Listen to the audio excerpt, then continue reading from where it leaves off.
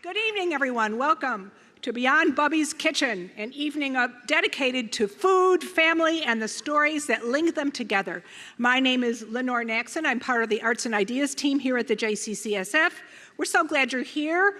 Are you as hungry as I am? I hope so. Now, Beyond Bubbie is a project of Reboot, a national organization dedicated to making the age-old conversation about what it means to be Jewish relevant and new. Beyond Bubbie is an interactive community cookbook and a place to share stories and memories connected to the recipes at beyondbubbie.com.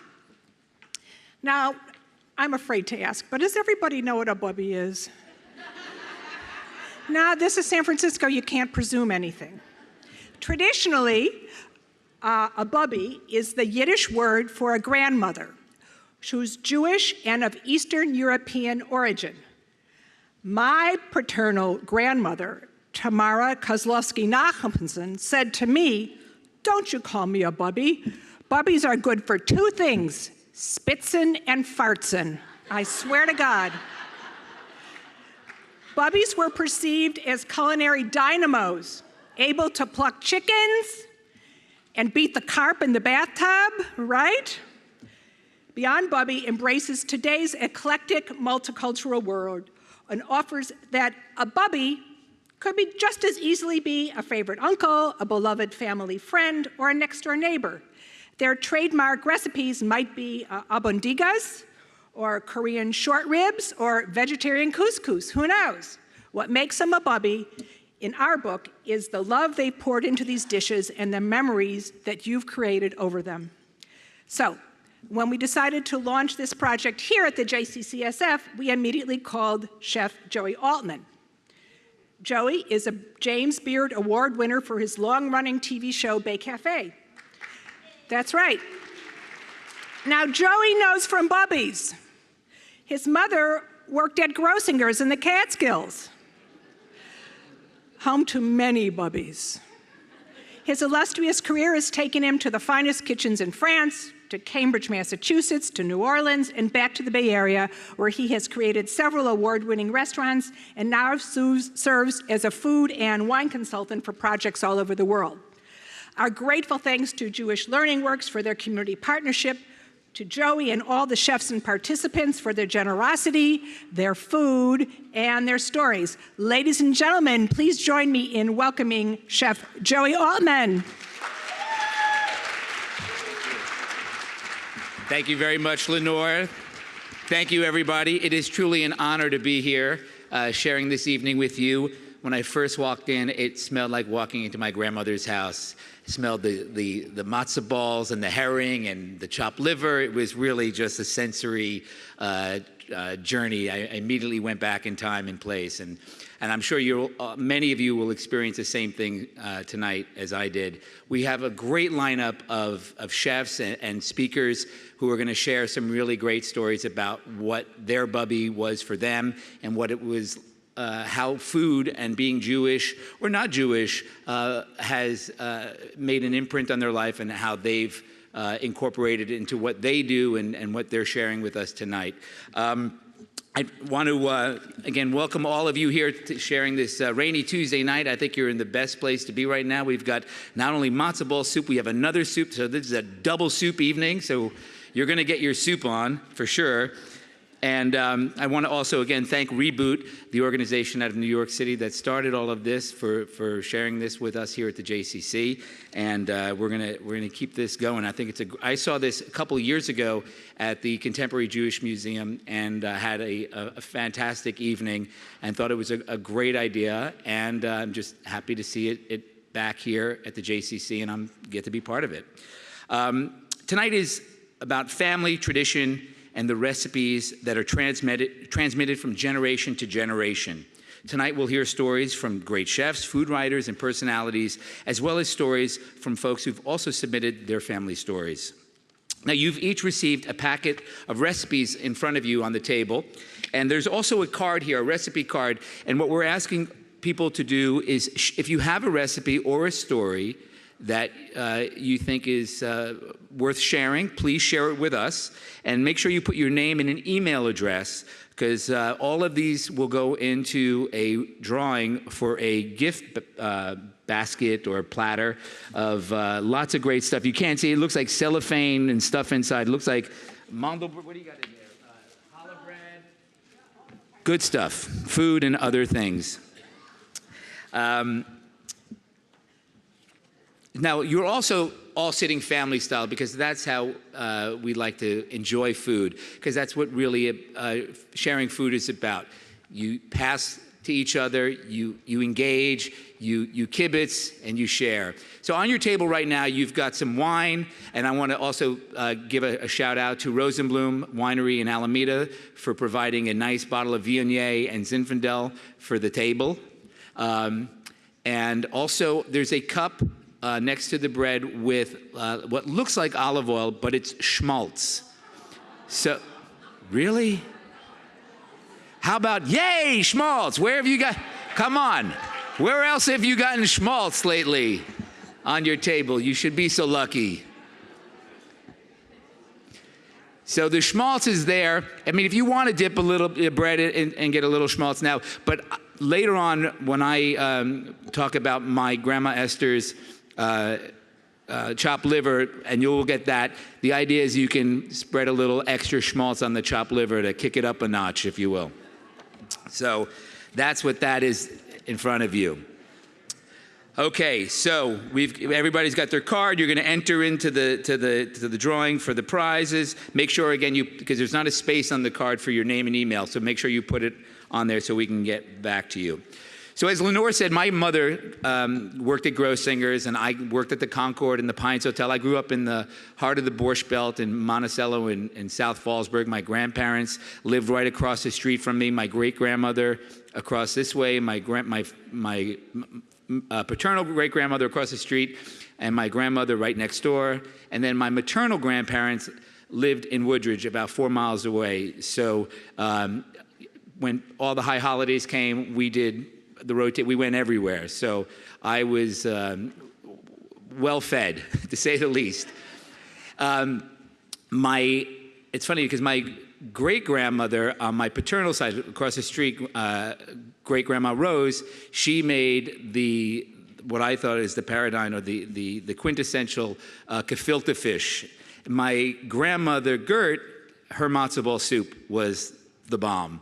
And then in Woodridge, the gefilte fish and pea soup and all the other weird sort of stuff that, like the pickled herring and all the weird tidbits that you don't see anymore in people's homes. My great-grandma Esther made that. Dottie, she was out gallivanting around, and she would come in and hang out. But because Grandma Esther, she ruled the roost. She controlled the kitchen.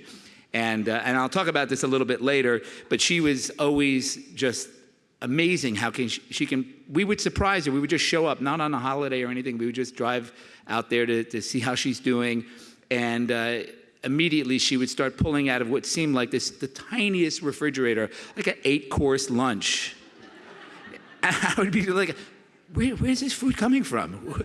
She didn't know we were coming, but she just, and it was seamless. Absolutely, and it was always amazingly delicious. And if we tried to get out of any of, like I said, just one thing, we're not that hungry, forget about it. You weren't going anywhere until you were stuffed, and then some. But God bless her, she was great. And the thing that also I took away, and I think many chefs that I have encountered in my life, it was hospitality. Food is really about sharing, about nurturing, about engaging. It was just the easiest way to tell people, I care about you, I love you, I want you to be comfortable, you're in my home, you're your family. And it wasn't about impressing, it was about nurturing and feeding and just, making people comfortable and happy. And that's what I've carried forward my whole career about cooking. I just, when I go out into the dining room, I just want to make sure people are happy and having a good time and are well fed. And I hope that you will be as well this evening. So without further ado, let's kick off this present. Everybody have a nice time so far? Everybody seated? Are you enjoying the matzo ball soup? We try to time this so you can have the soup before the talk was ending, and now I think Craig is going to have to catch up to you to tell you about what you ate about 20 minutes ago. One last quick little story in that vein. I did a catering for a movie filmed in the Catskills called Sweet Lorraine. And there was one scene in the movie where we had about 150 senior citizens in a dining room scene where there was a dance going on, and they had to sit at the tables, and it was only supposed to take about an hour, and they had tables and buffets set up with prop food that was all like sort of just made to look like edible food, but it really wasn't. Half of it was uncooked, some of it was sprayed with stuff to be, shiny, and they were supposed to be fed within an hour and a half after the shot. Well, the shot took about 2.5 hours, and then they started having to reshoot because food started disappearing.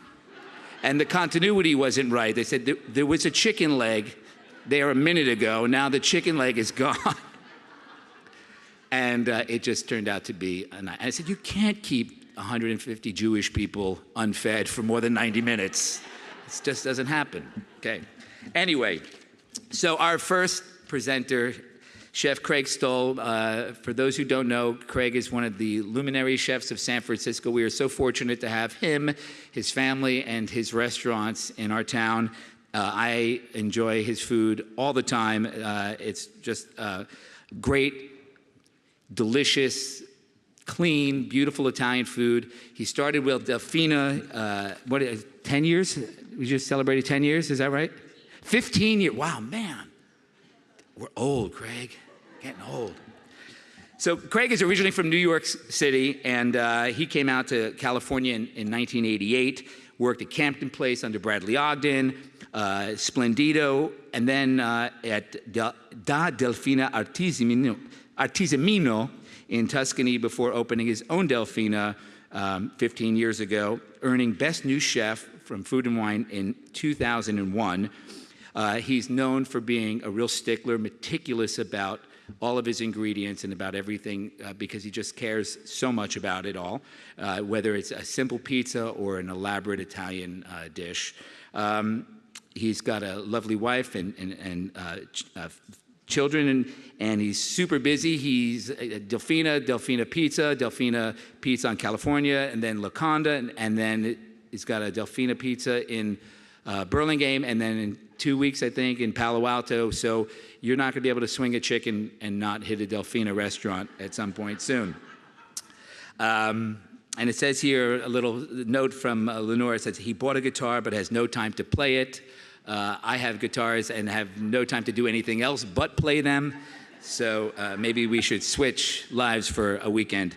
Without further ado, please give a warm welcome to Chef Craig Stoll.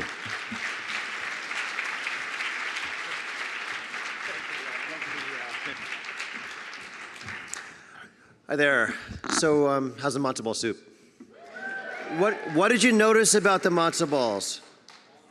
There's a walnut in the middle. Okay, so I wanted to come here today to tell you a story about me as a young boy, growing up in the kitchen, holding onto my grandma's apron and inhaling the aromas of traditional family recipes that would leave this indelible imprint on my psyche, and about this impenetrable bond between my grandma and me, and how she left me a trove of recipes when she died, and how she inspired me to become a chef and explore a world of food. But that's not my story. My grandmother wasn't a very good cook. And although I know she loved me very much and all 11 of her grandchildren, she wasn't extremely warm and nurturing either. But the story about my family's matzo ball soup recipe is pretty short. So in addition to your 3-ounce tasting portion of soup, I thought I'd give you a little context so you get your money's worth tonight. Both sides of my family are New York Jews. All 4 grandparents were born and raised in Brooklyn, but their parents were from Russia, Austria, Germany, Poland, Spain. Both sets of grandparents moved to Mamaroneck, a suburb of, Westchester suburb of New York in the 50s, and that's where my parents grew up.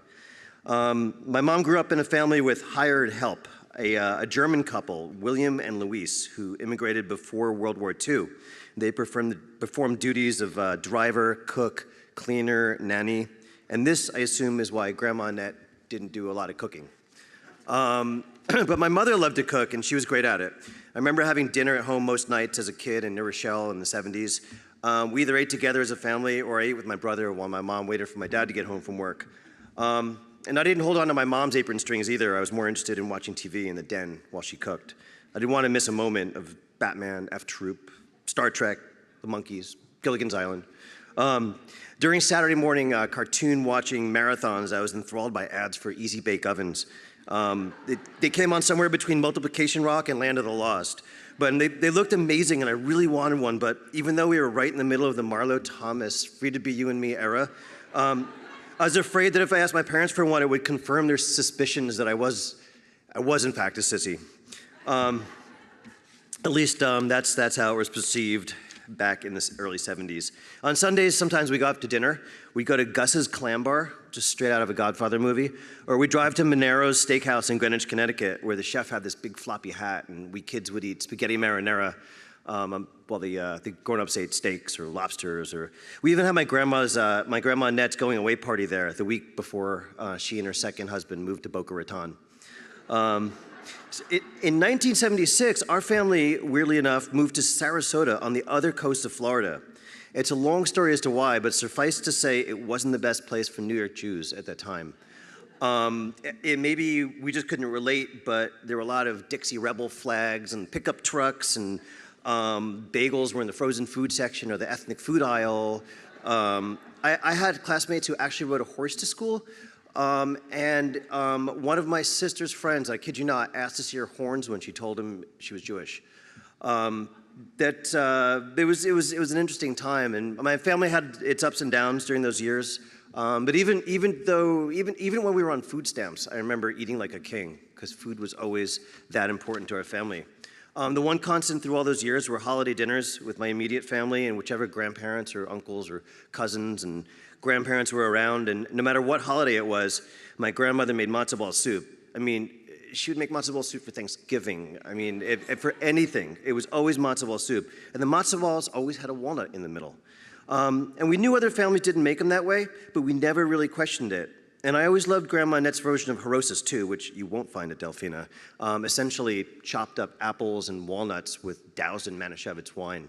And no wonder I loved it. I think I got my first buzz actually at a holiday dinner. My second one was at a baseball game with my dad, but that's another story. So we opened Delfina in the fall of 1998, and when April came around, I knew I wanted to put some Passover dinner dishes on the menu. And matzo ball soup was a given, so I called my mother for the recipe. And so my mother tells me, just follow the recipe on the side of the box, of the matzah meal, and stick a walnut in the middle.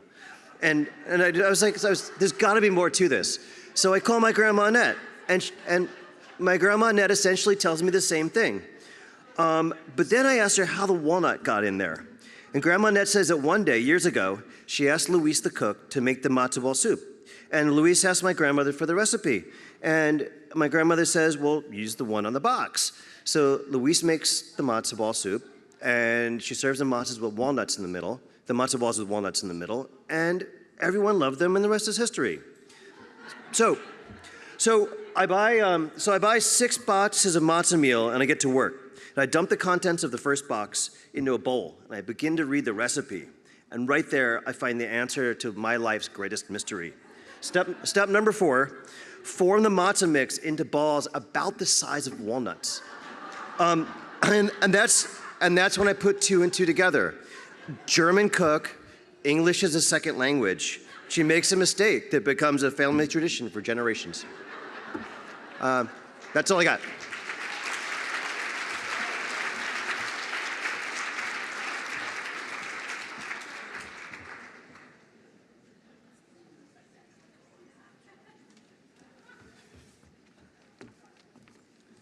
Okay, who else is going to start putting a walnut in the middle of their matzo ball? It's pretty good. I like that texture. Look, you get that soft, pillowy texture, and then that nice crunch in the middle. Very nice. Our next presenter Marcia Gagliardi. You may not know the name, but you definitely know her work if you've ever got online and wanted to know about any restaurant in the Bay Area. Marcia is the founder and guru of culinary website tablehopper.com. She's also, give it up for Table Hopper. The insider's inside to the inside. She writes about things before they happen. Marcia is also a freelance food writer. In 2010, she published The Table Hopper's Guide to Dining and Drinking in San Francisco. Find the right spot for every occasion. She has got a great app that you can download to your iPhone or your Android, the late night dining app, Table Hopper's Top Late Night Eats in San Francisco. Very important when you're tired and peckish at the same time. She's written many features for Travel and Leisure, Condé Nast Traveler, LA Times Magazine, Entrepreneur, Photers.com, San Francisco Magazine, Travel Weekly, and Wear Magazine. And you can also find her giving her her tips for the best spots on KRON television on Saturdays. So look for her there as well on Saturday mornings. Without further ado, please welcome Marcia Gagliardi.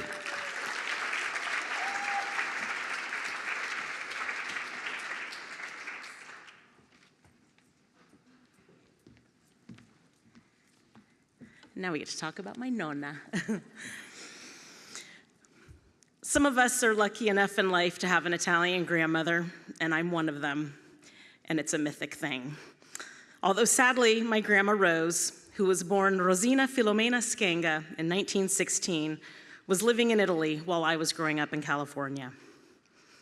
Just a few months before I was born, she had to move back to Calabria with my grandpa Nick. He wanted to return to the old country. She was a dutiful wife, as you were then, and went with him, forced to leave behind her 2 sons, her beloved sister, and the soon-to-be-born grandchildren, which included my cousin David and me a few months later. We would see them every other Christmas, when they would fly to California and spend 2 weeks at our house, 2 weeks at my Uncle Frank's, and 2 weeks with my grandma's sister, my great-aunt Mary. They would arrive with their bags full of gianduja chocolate and Renzelli Torrone from Old Cosenza, because it was Christmas. For our 2 weeks, Rose would be in our kitchen, making sure we had pasta on the table every night, because that's what Grandpa Nick had to have without fail. My father was in heaven, because who doesn't love pasta every night? Well, actually, my mother doesn't, so there was that. When my grandmother would arrive, we'd dust off the long broomstick we kept in the pantry, her rolling stick for making pasta. She'd make the pasta snap on the table as she rolled it thinner and thinner, a gleam of pride in her eye as my sister and I would let out little gasps with each snap. She'd also show us how to roll gnocchi off of fork tines to get little ridges on them to trap sauce better. I loved her potato gnocchi. And for 2 weeks, my father would have her make all the Southern Italian dishes he missed so much. When I graduated from high school, my grandparents gave me a wonderful gift. I could have $1,000 or go visit them in Italy during the summer. Of course, I went to Italy. I was finally going to be seeing and staying at the address I had written on so many envelopes the past 17 years. On my first night in their apartment in Comenda Rende, she took out a speckled bowl out of their refrigerator and proudly announced, "Peperonata." It was my first cena, a meal I grew to love as I stayed with them, because it usually involved cheese, salumi, and my favorite, uovo in purgatorio, an egg fried in tomato sauce left over from that afternoon's pranzo. She knew I loved the Italian eggs so much that she would purposefully make extra sauce those weeks I was there so I could have it for cena. So, the peperonata. I immediately fell in love with this dish. The red and yellow bell peppers were so sweet and softly cooked down with Italian onions that turn purple in the summer and with such flavorful sun-kissed tomatoes. There was a little zip from her red wine vinegar in there too. This woman loved vinegar. Her salads would make your face pucker up. She served the peperonata with a chunk of caciocavallo cheese, which tastes like a Southern Italian provolone. She'd also unwrap a Rosetta roll for me, a special kind of bread that she bought for me each day. I'd spoon the peperonata on the bread, which was already getting a little stale, but the juices from the peperonata would soak in. My grandpa would pour me a little bistro glass of light red wine, and we'd sit around their tiny kitchen table in the warm summer evening, eventually cutting up some fruit, and then I'd help her clear and do the dishes while Grandpa would toddle off to watch some bad Italian game shows on TV. I came to stay with them for another summer 3 years later, just before I was going to begin my year of study at the University of Venezia. On my first night at their apartment, of course, Grandma Rose had the bowl of peperonata waiting for me in the fridge. She sweetly remembered how much I loved it. On that trip, I made sure to write down the recipe in my journal, which is why I have it here tonight. Before I submitted the recipe to the JCC for tonight's event, I called my father, Carmen, who couldn't be here tonight, to make sure that I had the recipe written down correctly. And after reading a couple lines of the ingredients to him, he wanted to make sure I included the very important detail that every little piece of white rib from the peppers had to be removed. He said that's why the dish tasted so good and the peppers were so sweet, but you had to cut out every little bit. Listening to him say this, I totally chuckled to myself. My Grandma Rose was a very persnickety woman. She ran one heck of a tight ship. Her house was spotless. Everything had its place and its schedule.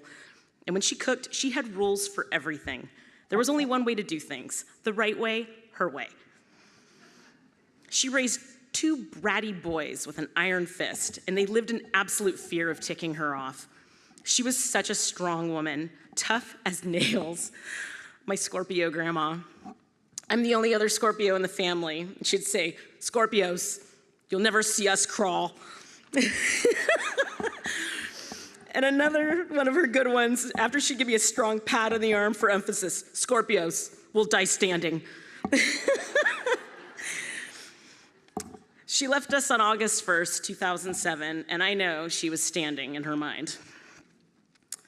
So when I look at my father and his pursuit of excellence in all things, I see those values that she ingrained in her boys. I see her. Even the way my dad irons his shirts, polishes his shoes, and packs his bags for a trip, it all has to be perfect and precise. And the fact that the finer details of how to make his mother's peperonata stay fresh in his mind, it says everything to me about the sweetness of handing down a family recipe and keeping our loved ones alive through their legacy of their cooking. Their character and personality remain embedded in their recipes, revealed through every detail. And I also love that the picture of my Grandma Rose and my father that we've been looking at tonight remains prominently placed in my parents' kitchen. It has been tucked into the edge of the china cabinet for years. And it wasn't until I was looking for a picture of her for tonight that I realized they were making peperonata in the picture. I had forgotten. Rose is always in our family kitchen, keeping an eye on things and making sure we do them the right way, the only way, her way.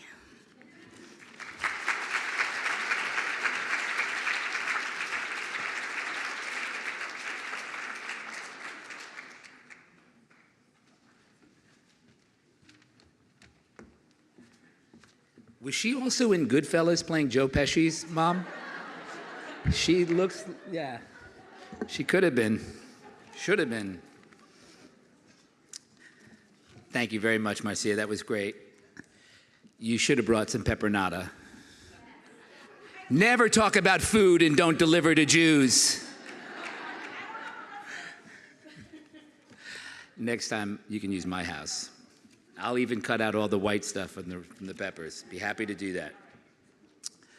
Our next presenter, Chef Mark Lieberman, was asked to participate in tonight's event because one of our planners of this event happened to run into his Bubbie in Seattle, his grandmother Shoshona. She, according to Lenore, cavilled about her grandson with such an introduction, and what a great chef he was. And so with such a great introduction from his Bubbie, how can we not invite him to be part of this and participate?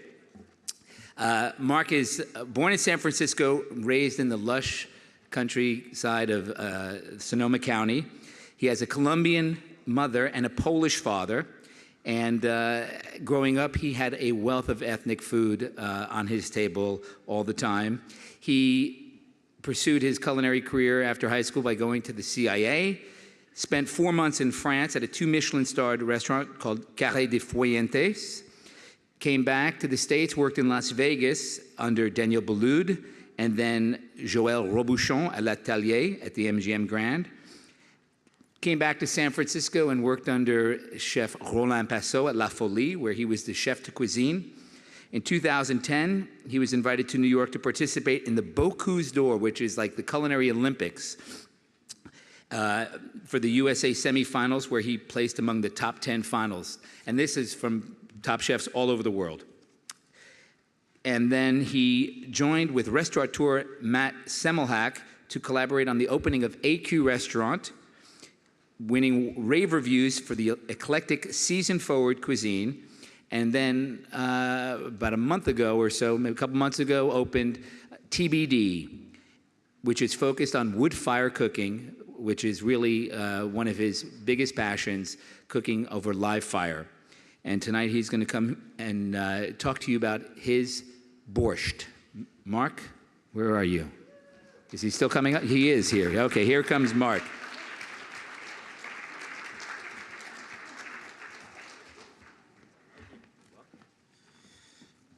Hello.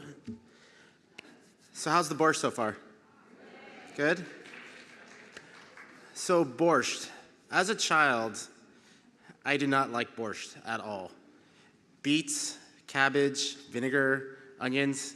As a child, that did not sound good to me. I was all about baked goods. I was all about chopped liver and herring. Borscht was not one of the things I liked. My grandmother Rose was born in Poland. She moved here after the war and settled down in San Francisco in the Sunset. I was born here, and eventually I moved to Sonoma County, but I spent a lot of my weekends here in San Francisco, where I was able to spend a lot of time with my grandparents. And my grandmother was always cooking. However, she was not the best cook.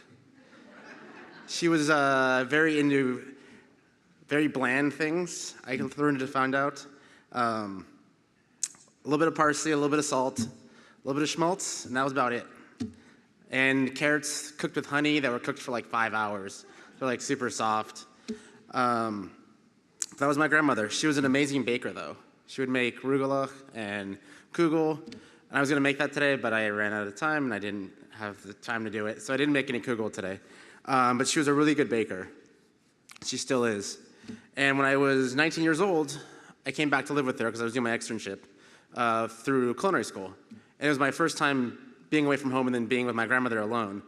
And it was a sight to see in the sense where she was sitting on her little stool, prepping with her little knife, making carrots or apples, and I would be making beurre blanc and trying to show her what I learned in French school. And she was like, no, that's not the way to do it. You're doing it all wrong. And I learned a lot by spending those 7 months with my grandmother, though. She was a very simple person, and she's a simple person, but she loves food and she loves feeding people, which I think a lot of Jewish bubbies like to do. There was every time I'd have to go to work, she'd be like, you have to eat something. I'd be like, okay, I'll eat something really quick.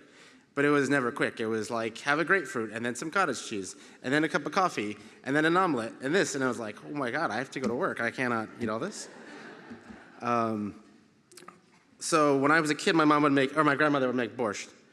And when I came back to live with her when I was 19, she made it for me again, and I actually fell in love with it.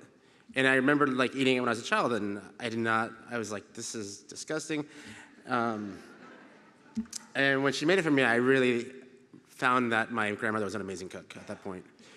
She now lives in Seattle. This is at my restaurant. She came to visit me. And she still does the same thing where I visit her. We just visited her, I think, a few months ago. And I was trying to say bye to her, and she opened her freezer, and like locks and all this stuff fell out. And she's like, you have to take this. I'm like, I'm going on a plane. I can't take all this. But that's my story, and I hope you enjoy the borscht.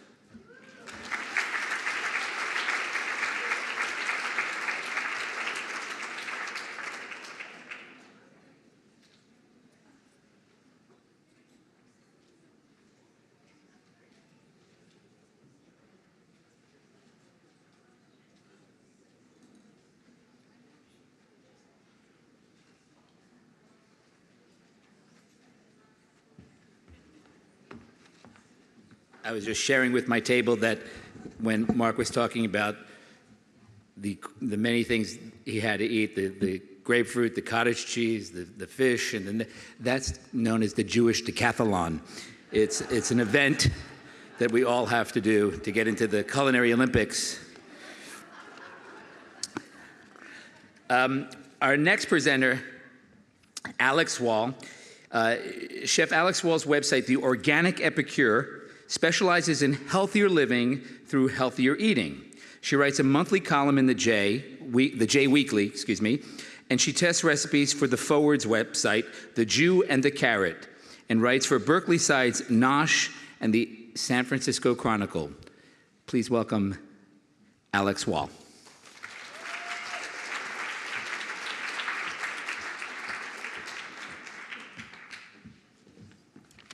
Thank you. So the recipe that you'll find in the booklet that I submitted is a brisket recipe, but that's actually not what I'm going to talk about. I was going to talk about brisket. It's a fabulous brisket recipe. I highly recommend you all make it.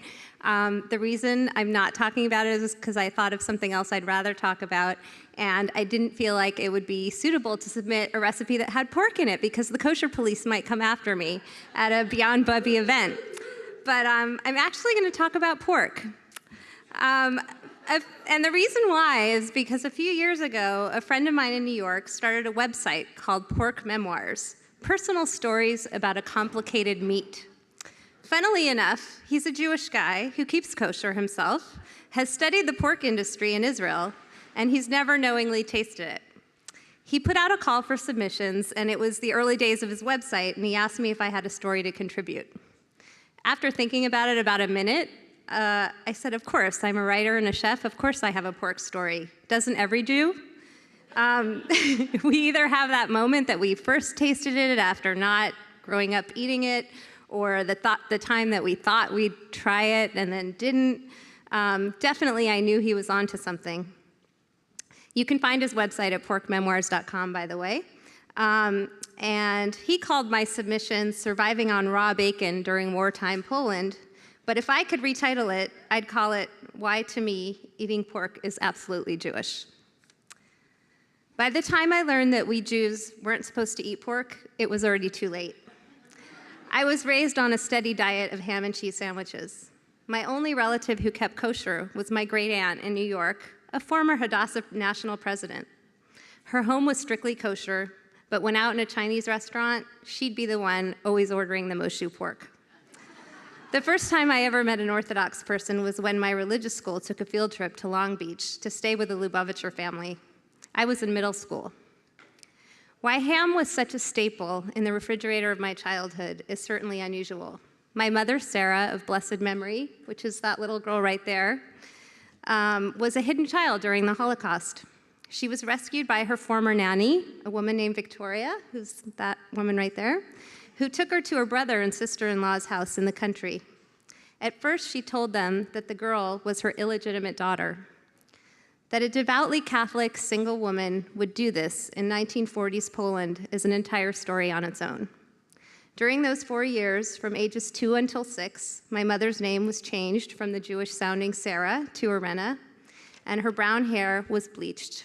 She not only wore a saint's medal, which I now have, and attended Mass every day, but she developed a taste for raw bacon.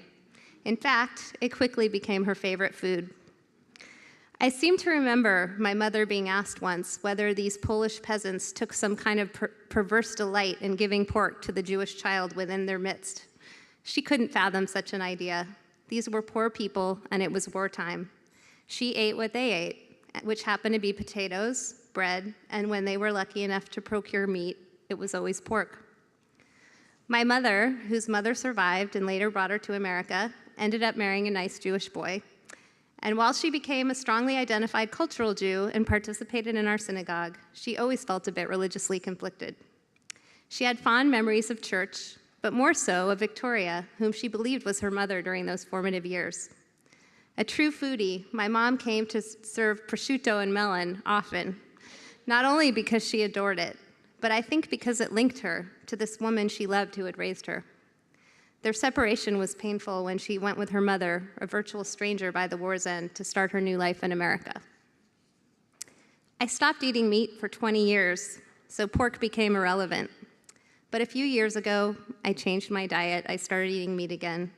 And whether I would or wouldn't eat pork wasn't even an issue. I don't eat it regularly, and I only do so when I trust its source. But for me too, I enjoy it to the fullest now and then.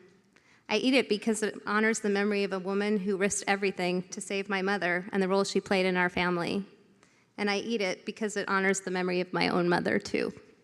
Thank you.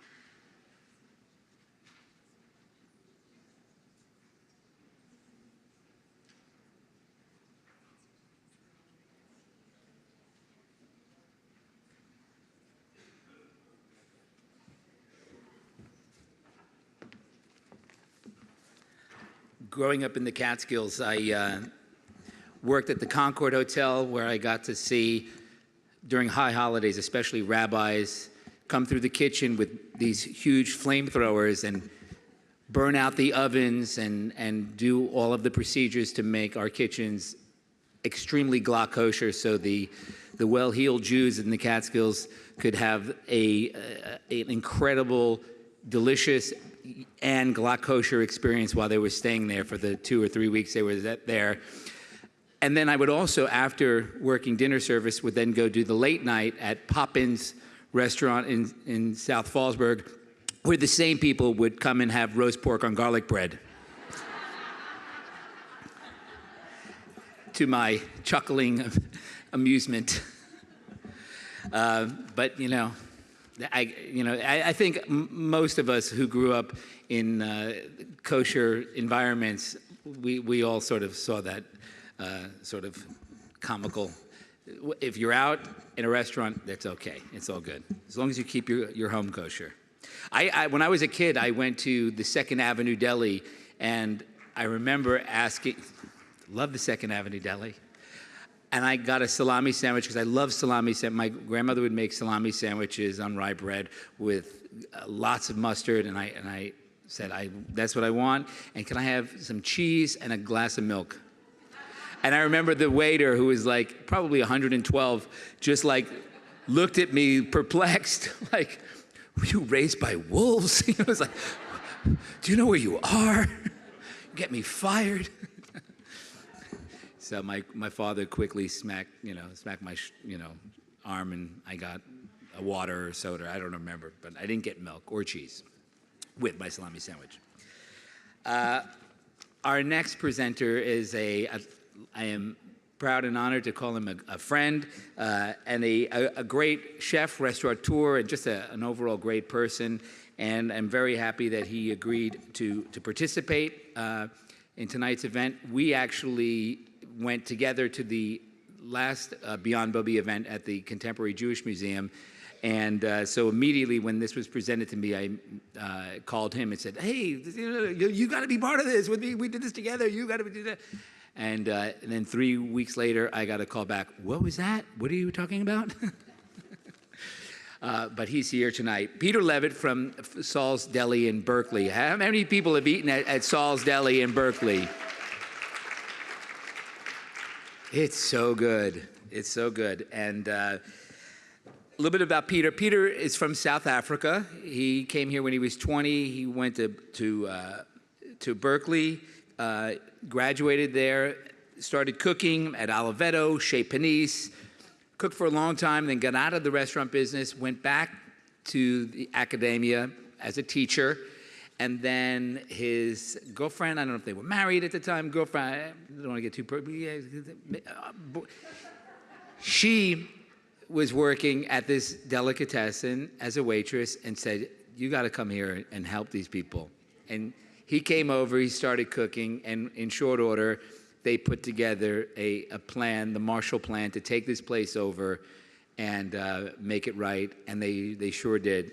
Karen Edelman and Peter Levitt took over Saul's Deli in '95, I think, something like that, and have been just making great Jewish deli food. And Peter has traveled all over the world and has scoured every known great deli that he's heard of? Because people are always telling you, this is good, but you really should try. And if you really want good, you got. And so, and now he could tell these people, I have tried, and mine is better.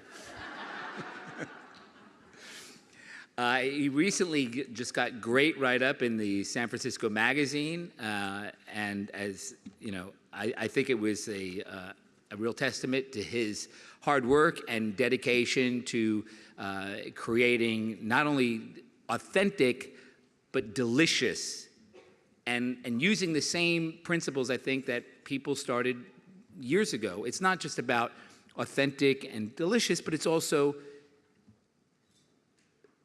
sustainable and using the sources that really are about the community. So when they, for instance, when they wanted to use rye bread, he went to Steve at Acme Bread and said, let's do this right. And they created a great rye bread.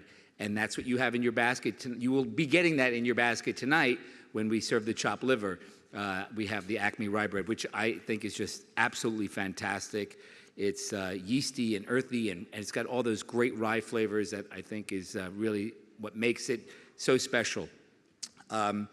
Anyway, so without further ado, let me bring up Peter Levitt from Saul's Deli to tell you his story and why we're eating herring tonight.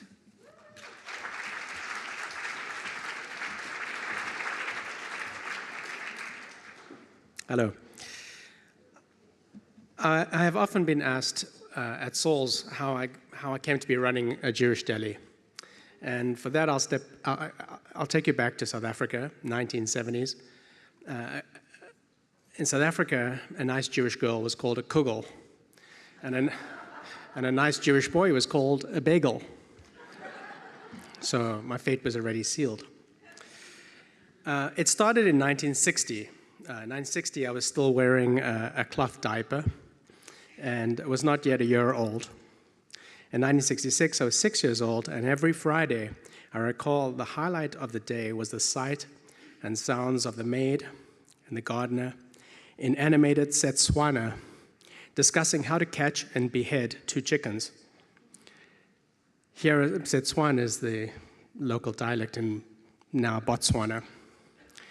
Herein was my first daily lesson. I learned the meaning of a chicken with its head cut off.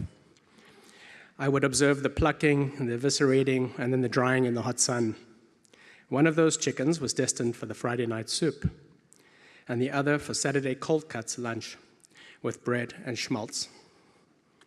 In 1967, Bechuanaland got its independence from the Queen and became Botswana, and I became a South African.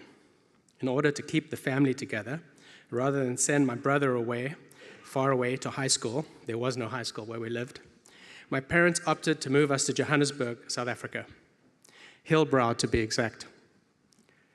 The African version of a Jewish density and a mini Manhattan in Africa. My uncle ran a Jewish hotel with a kosher kitchen.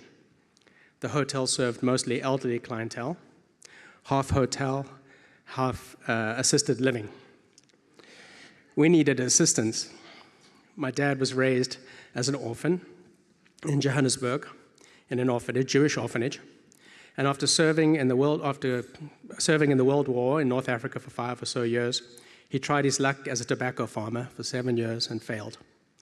And then the country general store in Botswana, which had been run by his brother, who was killed in a motor car accident. My mother, born in Bulawayo, then southern Nyasaland, grew up poor. My grandmother and mother helped run tea rooms on the road from Bulawayo to Johannesburg. Tea rooms were like our luncheonettes, diners, with white bread sandwiches, afternoon tea, and cake and early dinners. This is where my mom learned to hate cooking and regaled me with stories of the horrors of customer service, kitchens, and food. A few years later, we moved to our own house in the suburbs. I attended a series of public schools, attending cheder in the mornings before school and afternoon in the synagogue in preparation for our mitzvah training. Our neighborhood and our public school was overwhelmingly Jewish. On Rosh Hashanah, Yom Kippur, Passover, Shavuot, all the holidays, we got to skip school and attend shul. The neighborhood had a Jewish butchery, a fishmonger, a Russian Jewish bakery, a lot like you'd find on Geary Street today. Every Saturday, we still had a cold-cut lunch with dark Russian rye now, tongue, schmaltz, and pickles. Every bar mitzvah, wedding, or holiday table had Lithuanian chopped herring salad, which was eaten with kichel. Johannesburg, 1,000 miles from any ocean, and for Jews, barreled, preserved herrings was the closest thing to sustainable fish. We loved a herring. Jewish life was bliss, but if you had a conscience and any political awareness at all, it could also be hell. Apartheid cast its dark shadows over our lives, and I fled at the age of 21 in 1980 to California. Having graduated from UC a few years later, having read Waverly Root and MFK Fisher, and finding myself an expired visa, I was working as a dishwasher. Or I had to go back to the South African Army. This led to a 20-year restaurant apprenticeship, including stints at Oliveto, Chez Panisse. And then my then lovely wife, don't worry, she's authentic from New York, waiting tables at Saul's, invited me to manage Saul's with her. The owners accepted us even though we had never balanced a checkbook or run a business before. And here we are, 21 years later, still serving matzo balls, but I still can't find any takers for chopped Lithuanian herring salad. How is it, by the way?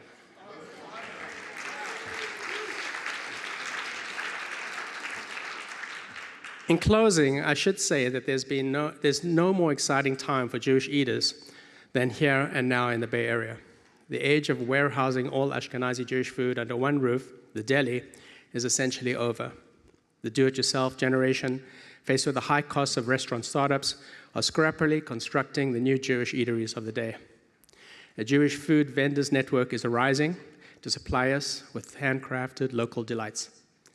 Barron's Bagels in Oakland, Beauty's Bagels in Oakland are excellent examples. Shorty Goldstein's, and last but not least, Wyson's are Jewish eateries right here in your city.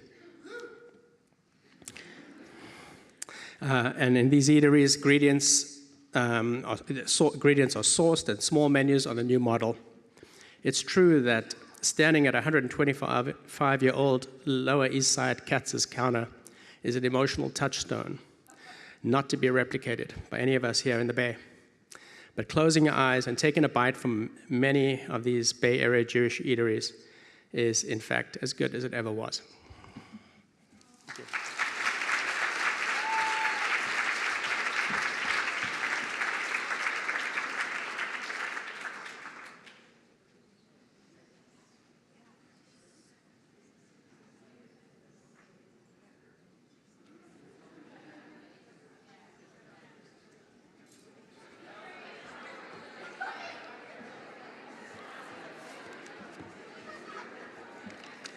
Keep kibitzing, keep kibitzing.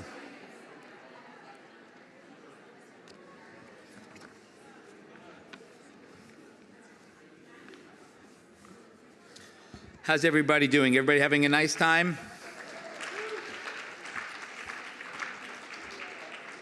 I just think it's just so fascinating how diverse yet so similar so many of the stories and the threads that go through everybody's story is to the connection of food and family and how sort of we think it's so outside, but it really is so core to so many things.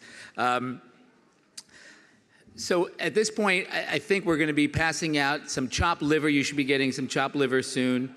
Thank you very much. And now I want to make sure that I remind you that that's the reason you have the schmaltz on the table if you still have some left over, if you haven't already drank it. The idea is you spread a little bit or you drizzle a little bit over the chopped liver, or you can spread the liver on your toast and then a little schmaltz. On the plate, so you know, there's going to be scoops of chopped liver, and then there's egg and parsley strewn and sprinkled all over it. And then on the side, you'll see what looks like a little bit of jam or marmalade. That's grebenis, which, you're welcome. So for those who don't know what grebenis is, it's the lifeblood of Jews. No, it is chicken skin rendered till crispy and then chopped up with caramelized onions that have been cooked in the rendered chicken fat and then all pureed back together with a little salt for good measure. And that's sort of like chutney, Jewish chutney. You could put it on anything. And so I mix a little bit of that in the liver. Then I also wanted you to have it on the side as well, so you can, for those who haven't experienced it, to be able to taste it in its pure form. Just make sure you get permission from your cardiologist. There's a great YouTube video on how to make it. A guy does it. It looks very much like, I thought it was you, Peter, but it wasn't you. It looked very similar to you. And it's very simple. You just take chicken skin and you cut it up in little strips in a non-stick skillet or cast iron skillet. You cook it up, render it till it's crispy, pour off the fat, take the skin out, put it on a paper towel, add a little bit of the fat back to the pan, cook your onions slow, really slow and low until they get nice and caramelized. Then drain those off, mix that back with your chicken skin, and then you can eat it. People eat it just like that, chicken skin and onions, just like snack food.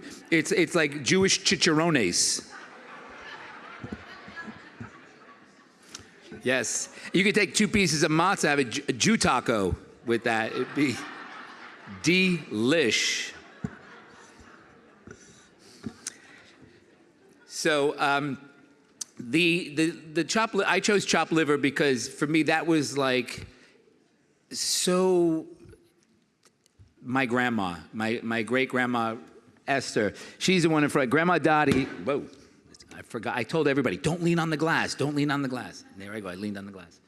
So in the background is my grandma Dottie. That's my mom's mom. And Grandma Esther is in the front. And Grandma Esther was the kitchen magician. She's the one who was able to pull out a tasting menu, a drop of a hat.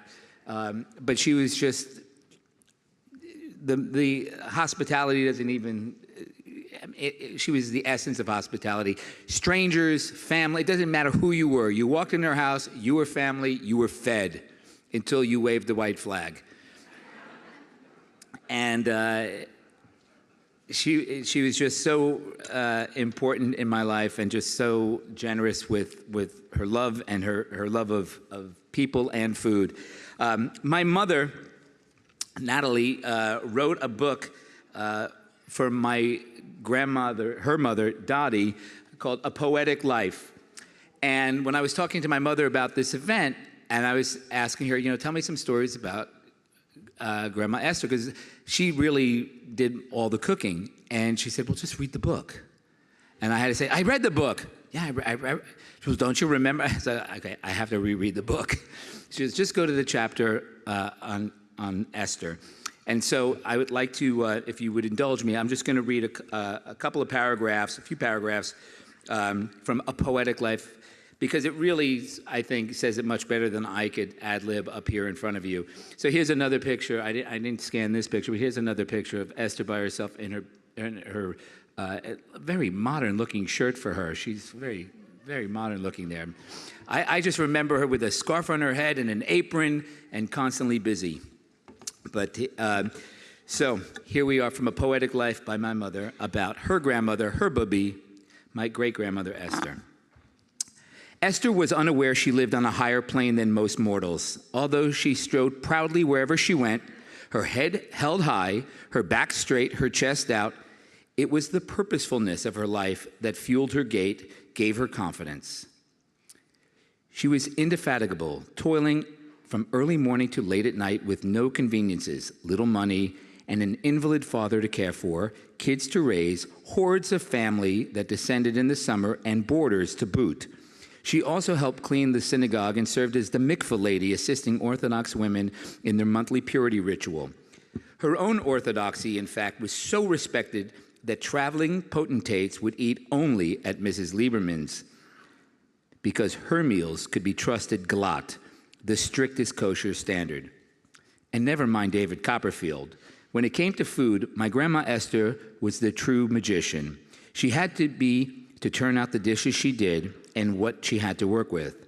I remember how she'd throw off her apron, put on her coat, grab her purse, her money always tied in a hanky, and bound out of the house with an empty sack and a big smile, and return a couple hours later with an intense look and a sack full of fish heads, chicken feet, cheese ends, beef bones, and cow innards. I know, yum. Sustainable cooking started here. From these cost next to nothing foodstuffs, along with what was in her pantry, potatoes, onions, seasonings, spices, huge vats of pickled herring, homemade pickles, sour tomatoes, and such, culinary delights would emerge from her kitchen that became legend, near and far. A particular wonder was the bottomless pot on the stove that always had the most delicious mixture of mystery meats and poultry parts, and every time you take a peek, there was something new in there.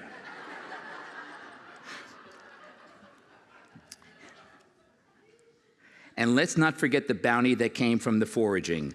The pies and jams she made from berries she picked and the apples she salvaged from the ground. As long as it was kosher, there was nothing too lowly, too old for her to work her magic on. If there was any secret to what made Esther the kind of person she was, it would have been the way she practiced her faith. Born into an Orthodox Jewish family, some whom were rabbis, she took Judaism straight into her heart and practiced the religion to the letter of its laws. There was never a time that she skipped a ritual, shortened a prayer, or violated the teachings in any way. She adhered to everything the orthodoxy demanded, and she did it cheerfully. These kinds of worshipers are often intolerant of breaches, particularly among their own. Not my Grandma Esther. Only for herself did her rules apply. No matter how you believed, no matter how you lived your life, if you were family, Agana, she would love you unconditionally. For example, while some of her cronies might have sat Shiva declaring dead a son or daughter who married outside the faith, my grandmother would have welcomed the newcomer to the family and fed them soup besides. Though intermarriage was against Esther's beliefs, not once did I ever hear her malign anyone in the family for dating or marrying a non-Jew. As observant as my grandmother was, her sense of right and wrong was also more nuanced than just following the teachings of her faith, which is why she probably would have had some explaining to do to the hierarchy for her acceptance of certain liaisons that they would have rejected. Why, when she was sitting and having coffee with her niece and her niece's roommate, she reached over and patted her niece's hand and beamed at the two women. My grandmother knew love when she saw it, and for her, what form it took did not conflict with her faith. Her zeal was manifested in charitable work rather than preaching the gospel of Judaism. She'd never leave the house without a dime in a box, which she shamelessly wove in front of every face she met in the street to collect money for the orphans of Israel. This went on year after year, and even in Florida after she moved there.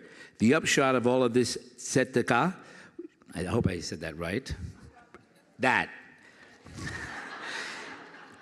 she raised was that twice her son Willie brought her to Israel, where she was honored for all the money she had sent there.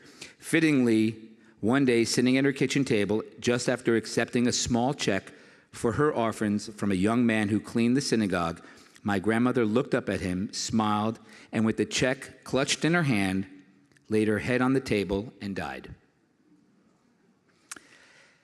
When I visited her, the last time when she was alive, I visited her in South Beach. She lived on 2nd and I think Liberty or Lincoln, and tiny little apartment.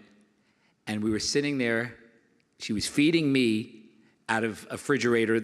Looked empty to me, but food kept on coming out of it.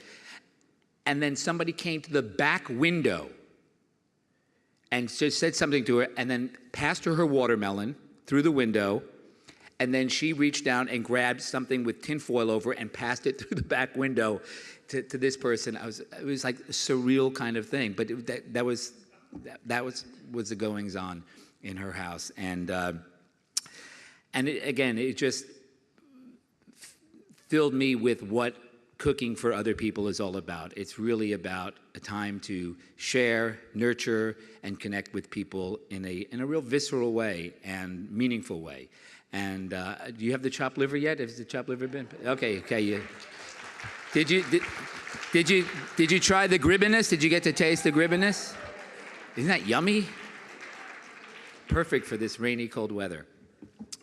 Well, I want to thank you for letting me share my mother's story about her grandmother and my great-grandmother, who I just thought was super special. And now I'd like to take this opportunity to bring up our next speaker, Susan Kepner, a retired Berkeley professor and author.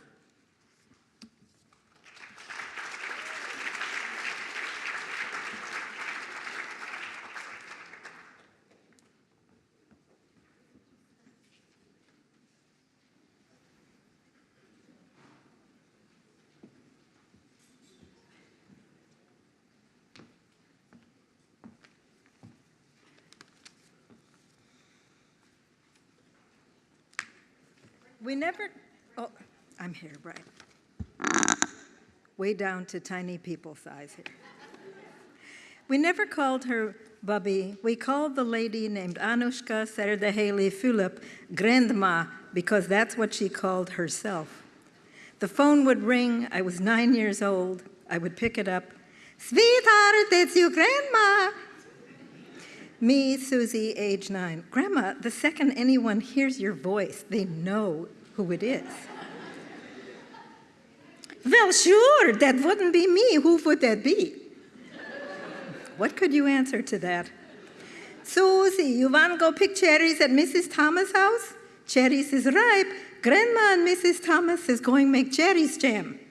But the old lady's too fat to climb in that tree. I said, well, I'll climb the tree if you'll make palachintas with the cherry jam. Grandma, well, sure, and pie too. Grandma was born in Hungary in 1894. First kitchen job at age 6 on the family farm. She stood on a box at the crack of dawn every morning to knead bread dough on a wooden tabletop. If I could get my kids to open a bag of bagels, I'd be so thrilled. First thing in the morning. At 19, Grandma immigrated to Milwaukee to join her sister Ilka and was forced to marry Janos Fulop at age 20. Many years later, when her neighbor confided in Grandma that she didn't love her husband and was leaving him, Grandma said, "Yo, I married with Janos 17 years. Who loved him?" She ran the butcher shop virtually alone until her sons could help in a Milwaukee neighborhood called Johnson's Woods. There she made her locally famous sausages, and on Saturday mornings, when she made the spicy orange ones, people would line up around the block to buy them before she ran out. She dragged beef carcasses across the yard from the shed in winter. Sweetheart, your grandma was always strong for work.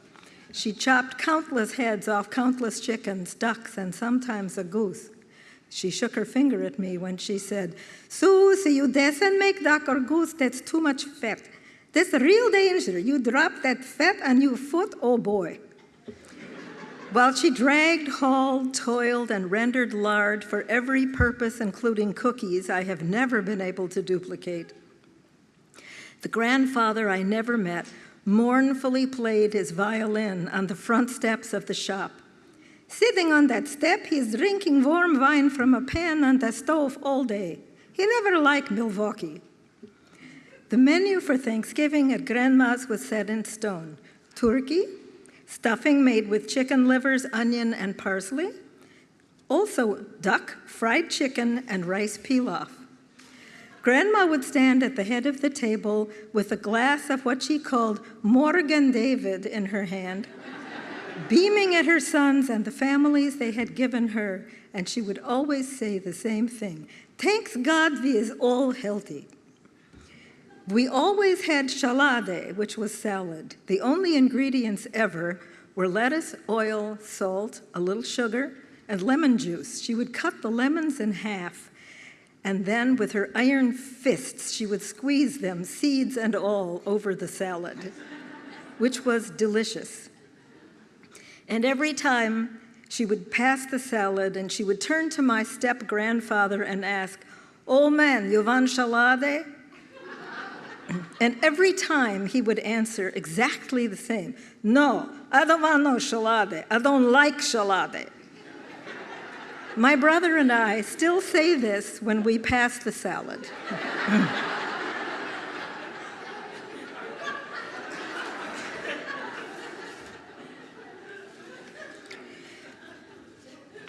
One summer afternoon in 1978, my brother called and said, I have bad news. Grandma died, and you won't believe where she was when it happened. You see, for my grandmother, beets were kind of part of our religious observance. She had a beet patch beside the garage, and she loved that beet patch.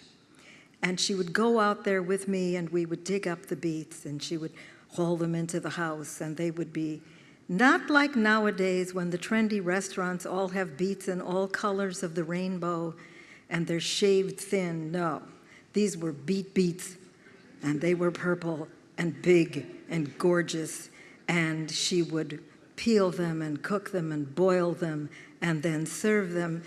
Each of us would have our own bowl, and there would be these fresh, hot, cooked beets swimming in butter. That was beets. So when my brother called with the bad news, he said, you won't believe where she was when it happened. Uncle Frank was there, and she said to him, I'm not feeling so extra. I'm going out and pull up some beets. It's what she always said when she felt ill. How are you, Grandma? Not so extra. It was the last thing she ever did. She pulled a bunch of large, glorious, purple beets from the warm soil of her garden on a summer morning. How precious a life, how perfect a death. But before I finish, I do have to say something about chopped liver, this delicious chopped liver we had here. I don't make such bad chopped liver, but none of my 5 children or 11 grandchildren will touch this stuff. And one day when my son, Nick, was 9, he came running in the house from school, and I was making a big batch of chopped liver. And he looked over and he saw it in the bowl there, and he said, oh, are you making those chocolate cookies that I like?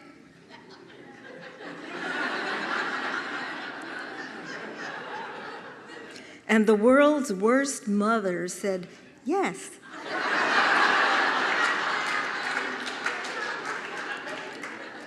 And he reached over and he took his finger right in there with the chopped liver, and he went, blah. And to this day, every time there's a party, there's a holiday, there's something, the chopped liver's in the bowl, Nick walks past it and he says, and I'm never forgiving you. And when I have children, I'm going to tell them about their grandma and the terrible thing that she did. Thank you very much.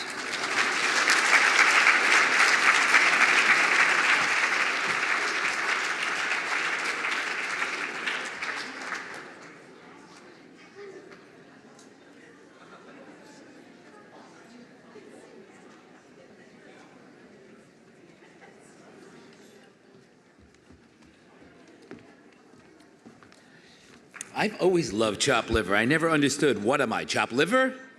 You should be so lucky you're chopped liver. If you were, I'd pay attention to you. Our next presenter, chef, has been in the San Francisco food scene since I can remember, and she has, her star was rising fast and doesn't seem to wane at all. Chef Tracy Desjardins is a native of Northern California. Woo.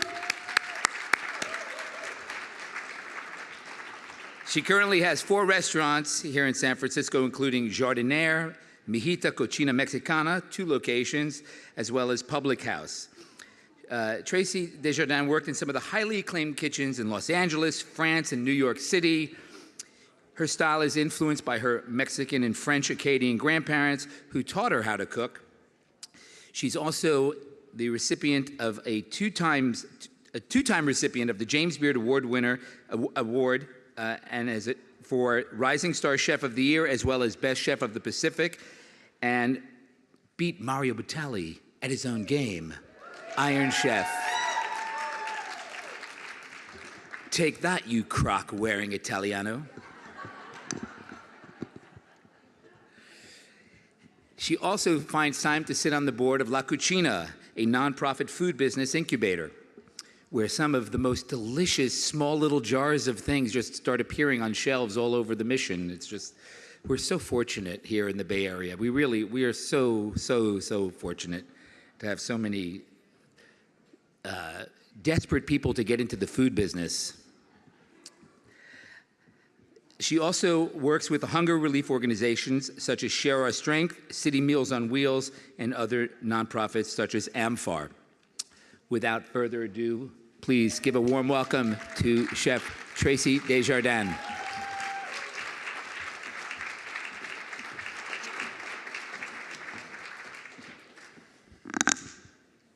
So my grandmother's name was Angela, and she was born in 1911 in Coahuila, Mexico, and immigrated to Colorado and then California at the age of 2.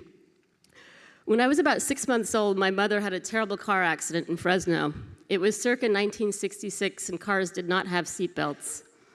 I was in the front seat in Grandma's arms, and she tucked me away into the folds of her belly like a football, and she held me tightly while her own face slammed against the dashboard. Her nose was badly broken, and her neck was in a brace for months to come. I was completely unharmed as she used her own arms to keep me safe and bore the brunt of the collision while protecting me. This was the beginning of a relationship where my grandma would always do her best to keep me safe and teach me as much as she could about life and cooking. My grandparents lived across the alley behind us when we were growing up, and I spent many years enjoying the wonders of her backyard and house. My father was not very good with a little girl's hair needs, and when my mother was away, I would run to my grandmother's house in the morning, and she would comb my unruly strawberry blonde locks. She was gentle and patient and would sing to me as she worked out the kinks. Nani, as I called her, was always an artist and a cook. Her backyard was full of many wonders. She had a massive topiary made of ivy. My favorite shape that she ever made was a giant elephant. I don't know how she knew about elephants coming from Mexico, but she seemed to. It was surrounded by the most fragrant violets, and to this day, I smell violets, and there's never one that's quite as nice as the ones that were there in her yard. She had a tree of loquats, which were a strange fruit. I still don't quite know what they are, but they existed in my grandmother's backyard. And my brother and I would climb to the top of the tree and shake them down and collect them. She had birdhouses that she made herself, and her yard was full of many wonders. But my favorite object of all was a cement burrow with a little cart full of flowers. We would spend hours riding it and pulling on its big cement ears until they collapsed over time and were replaced with floppy leather ears that she made from the inserts of someone's old shoes. There was always something delicious cooking on her stove and filling her kitchen with wonderful smells. I think I ate Mexican food every day when I was growing up. She had a bed of cilantro and mint growing beneath her kitchen window. The strong smell of cilantro made me gag as a child, but I would eat it for her. She used the mint, yerba buena, and the cilantro on one of the favorite family dishes, which was albondigas soup. She kept a big vat of drippings beneath her sink, which were the fat from all the pans of the things that she cooked. And she made the flour tortillas that were from, my grandfather was from Sonora, Mexico, which is the northernmost state, and they eat flour tortillas there, not corn ones. I started helping her in the kitchen making tortillas when I was about the age of 3.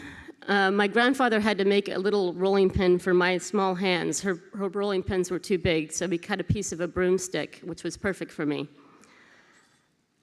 She had an enormous prickly pear bush, or Nepalese plant, in her backyard, and I would join her to harvest the young leaves, which was very painstaking. We would take small knives and carve the stickers off of the leaves.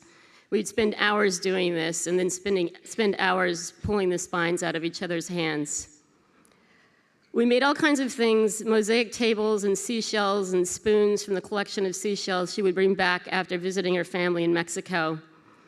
We'd make preserves in the summer months, and she taught me to crochet. dozens of less than pretty little potholders for use in the kitchen. She was a gorgeous woman with a thick head of wavy silver hair and a brilliant smile, and had a huge laugh which would light up a room around her. She was a huge flirt too, laughing and talking with the young men who came home as my brothers and my friends. The last time I saw Angela was in December of 1996. She deteriorated over the years due to a series of strokes. She'd withered into a shadow of her former robust self, and sometimes she was lucid and sometimes not. I was sitting in the kitchen with her wondering if she knew who I was, and all of a sudden her face lit up and she said, "Oh, mijita," and I knew she knew it was me. She said she was tired, so I picked her up and tucked her into bed, and that was the last time I would see her. Right before she died, I decided I wanted the burro from her yard, and the only way I was going to wrestle that from the rest of the family was to just take it.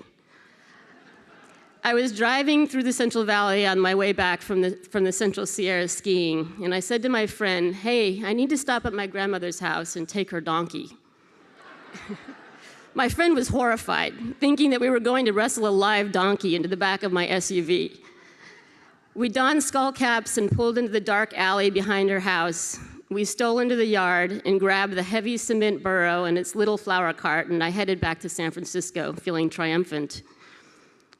It started to rain shortly thereafter. It was a huge storm in the Central Valley and washed out all the bridges.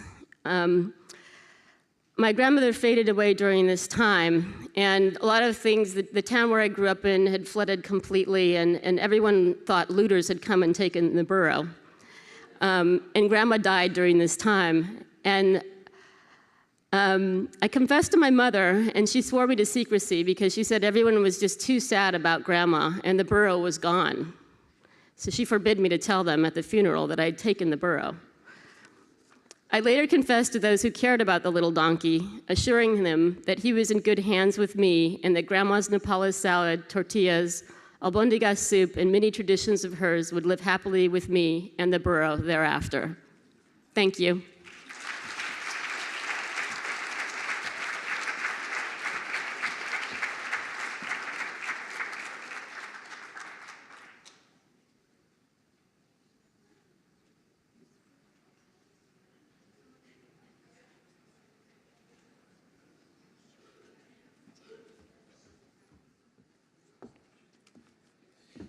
Every great chef has a brush with crime.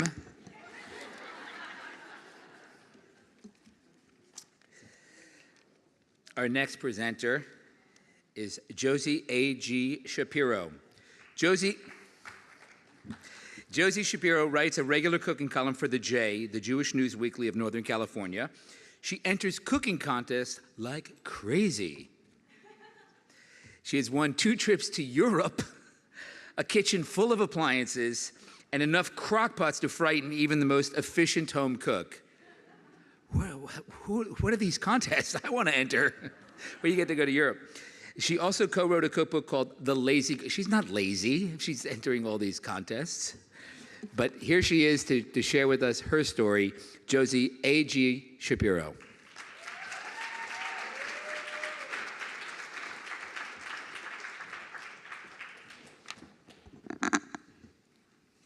Hi.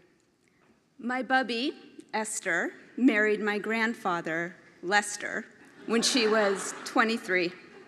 When I knew them, their license plate read S-less. S means eat in Yiddish, and they always joked they should eat less, but they never did. Every Halloween, they dressed as Hershey's and Hershey's with nuts. And they had the worst taste in food. Processed sliced cheese, grape Shasta soda. When my sister and I went to stay with them, we were almost giddy anticipating meals at Bob's Big Boy. Esther's signature dish was twice-cooked chicken. She would purchase a whole chicken and boil it for hours until all the flavor was leached from the meat, and then she would reheat and serve the chicken. Her 3 children do agree on her terrible cooking, although my father, he's the nice one, calls it mediocre. The funny thing, though, in talking to my father and his sisters about Esther, is that aside from her culinary black thumb, they can't agree on anything about her. Esther met Lester in a luncheonette. Her brother owned it, and she worked the cash register. One aunt insists they fell into true, giddy, fairy tale style love. But my other aunt says, no, it was Esther's friends who insisted Lester was a catch and told her she should marry him immediately.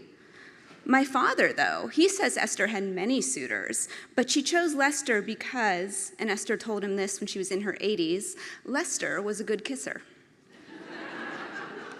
My father says Esther was born in the wrong era, that she should have been an English professor or a writer.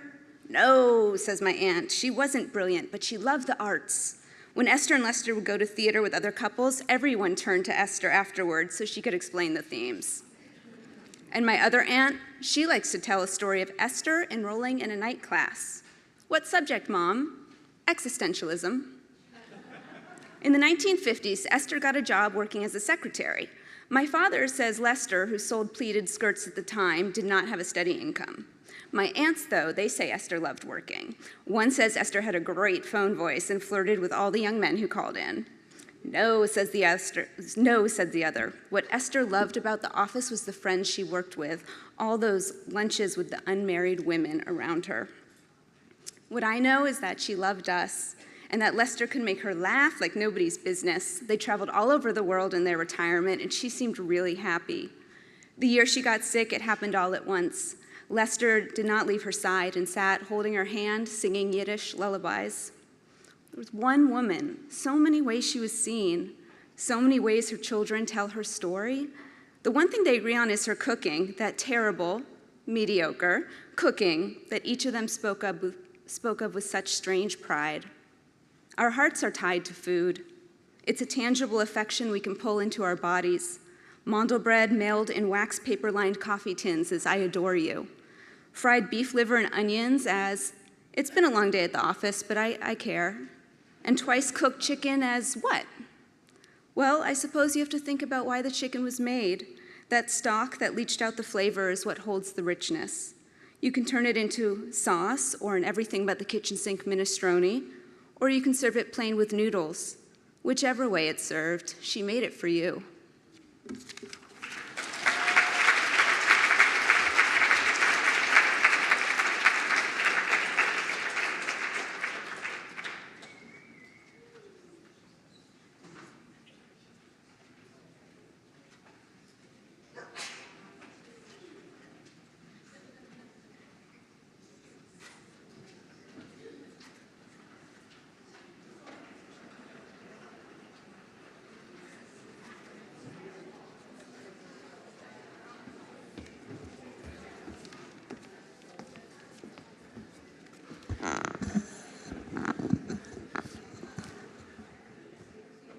Why do all pictures of our grandparents just look wacky? They all have this we all decide, okay, this we have to take a picture of and then share it with everybody in the future.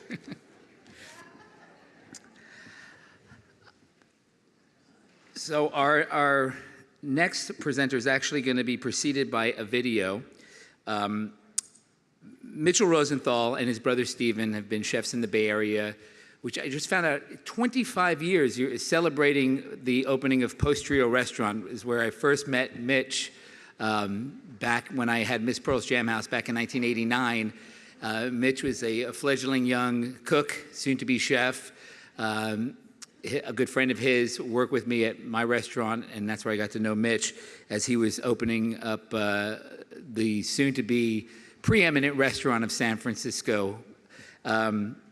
Since then, he's gone on to open up a number of restaurants with his brother, Stephen, Anchor and Hope, Town Hall, Salt House, and soon some other businesses are going to be popping up in the next few days you'll be hearing about, or next few weeks maybe, I don't know, maybe I'm speaking out of school. Speaking out of school, okay, never mind. Shh. Don't say anything, it's just between us. Mitch originally had an interest in photojournalism while attending the art school of Manhattan's School of the Visual Arts, when a cookbook unexpectedly changed his life, and that was K. Paul's Louisiana Kitchen. He cooked some of the recipes, at the Jack Cooper Celebrity Deli in New Jersey, where he had worked since the age of 16. And then he called Paul all the time until Paul finally had an opening for him where he went down to Louisiana and worked next to his idol. He then returned to New York and apprenticed at the Four Seasons, then did brief stints at Le Cirque, Gitane, New Jersey, with his brother Stephen, before returning to the Four Seasons and then embarking on culinary travels. When Wolfgang Puck was opening Postrio in San Francisco, Mitch became the opening cook and then a variety of positions until he eventually became chef partner. And then 10 years ago broke out and did his own thing and has come out. He's written a book, Cooking My Way Back Home, which is a fantastic cookbook illustrating all of the recipes and food experiences that make him the chef he is today. And at this point, I'd like to now cue the video where we get to see Mitch at home with his wife, Mary, as he reminisces about his grandparents while they cooked potato pancakes. And one. So my grandparents were very different, and especially when it came to food. My mother's side, Eli and May. May was from Budapest. Eli was from Lithuania. And I just remember Eli doing a lot of the cooking, you know, and it was a very tight kitchen. And I just always remember that's where we hovered around. That's where everyone is. And it was sort of, the cooking was going on as we were all sitting there, and they were speaking Yiddish sometimes. And I remember everything being oversized. I remember Eli making these massive meatballs or the stuffed cabbage or whatever it was, latkes. On my father's side, it was a completely different experience, which was also great, was my grandmother, Helen, her name was, did the cooking by herself, all of it herself. I always remember her in an apron. And the cooking started early in the morning. It started with shopping. And I do remember, because I spent summers with her, was in Atlantic City, going with her to the butcher, and she would use kosher meat, though she was not kosher, you know, but she would still use that. And it was more like her cooking in there and us waiting for the event. You know, we would be doing whatever we were doing, playing outside. And then, you know, there'd be this really structured, sort of formal dinner. You know, that was really interesting because it went from hors d'oeuvres to appetizer to entree, and the entrees were always like big roasts.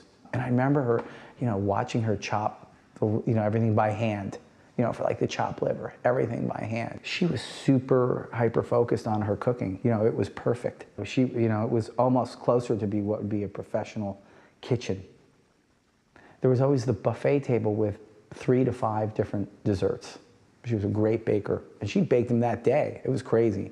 One of them being her cheesecake, which was always there. My brother, who keeps much better records than me, does have some recipes written down. You know, the cheesecake that Helen did is directly from that.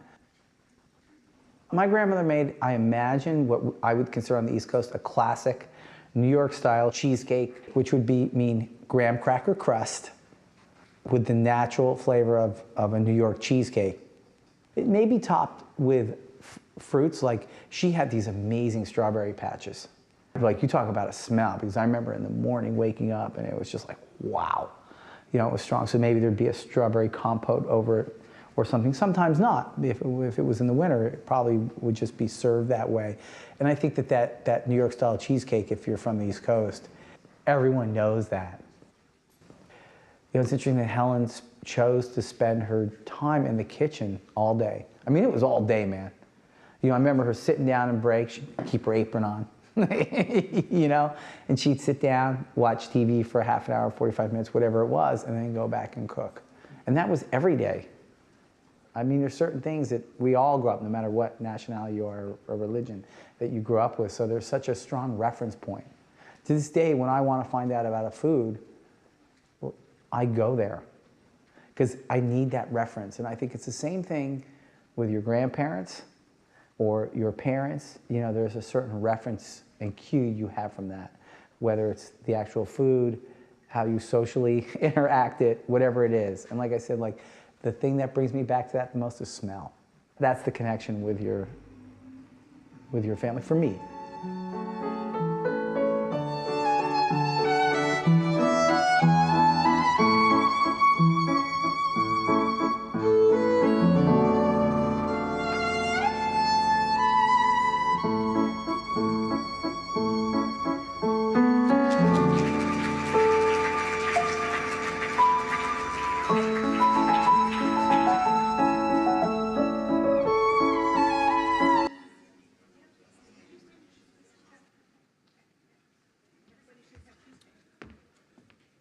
Is that cheesecake not just like amazing? So delicious. So Mitch actually gets away with not having to come up here and actually do a spiel. He did his spiel, and we have it in perpetuity, but he is going to participate in this next round of the chef Q&A. But I'm going to let you all enjoy your cheesecake for a moment. And in a few minutes, we're going to bring up all the chefs and give everybody an opportunity to ask the chefs any questions you may have or give them answers. Because I know, being Jewish, you have some suggestions. I like that, but you may want to, maybe a little bit more, bissel of this, a little more of that. You may want to think about this for your restaurant. I was there and I thought it was okay, but we look forward to it. Bring it. Enjoy the cheesecake. In a few minutes, we're all going to take the stage and look forward to hearing some of your questions and comments. Bon appetit.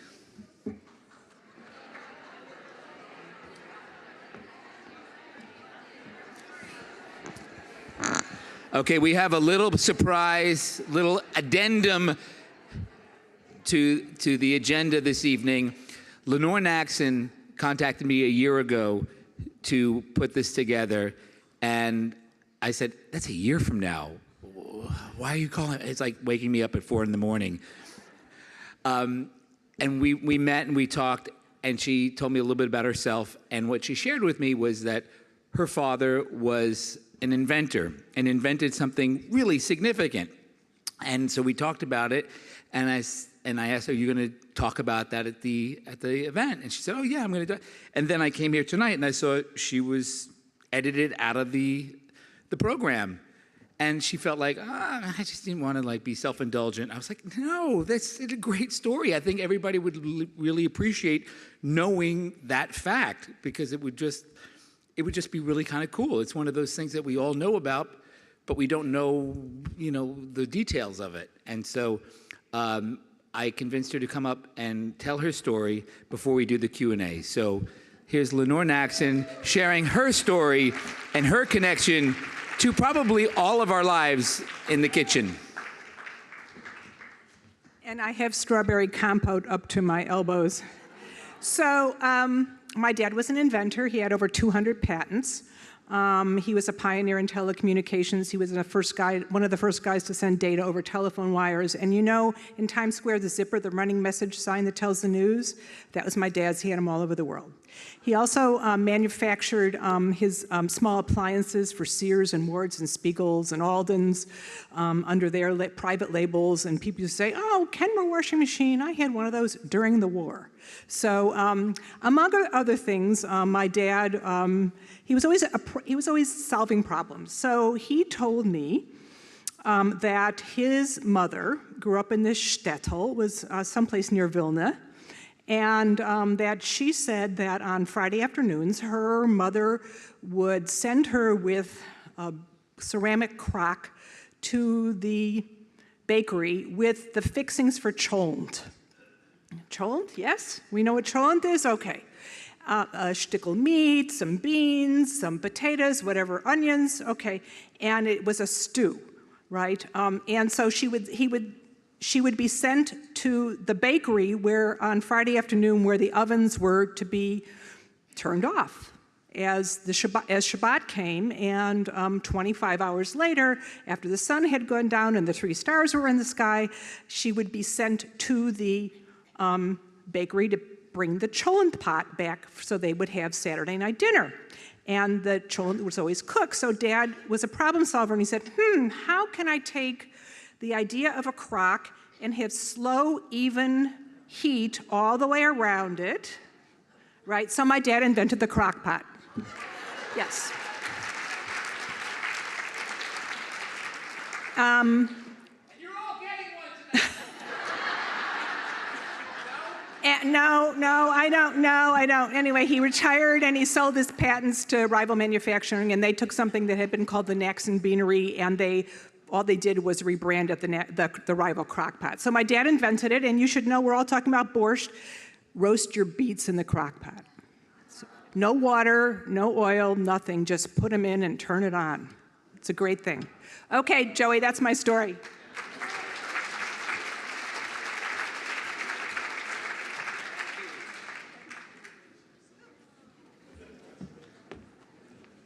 I'm so happy she shared. Okay, at this point, I'd like to invite the chefs to come up and take a stool here and be prepared for the Inquisition. So if you have questions, please edit them.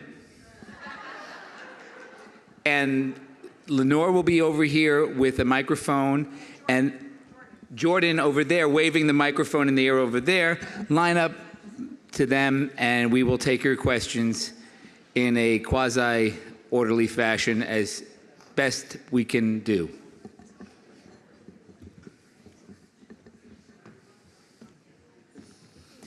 Everybody have a nice time tonight. Wasn't this a really nice presentation? Thank you, Lenore, and your incredible team of people who have done such a great job. And I'll make sure that Lenore comes up here and thanks everybody as best she can personally for all their hard work. This has been a year-long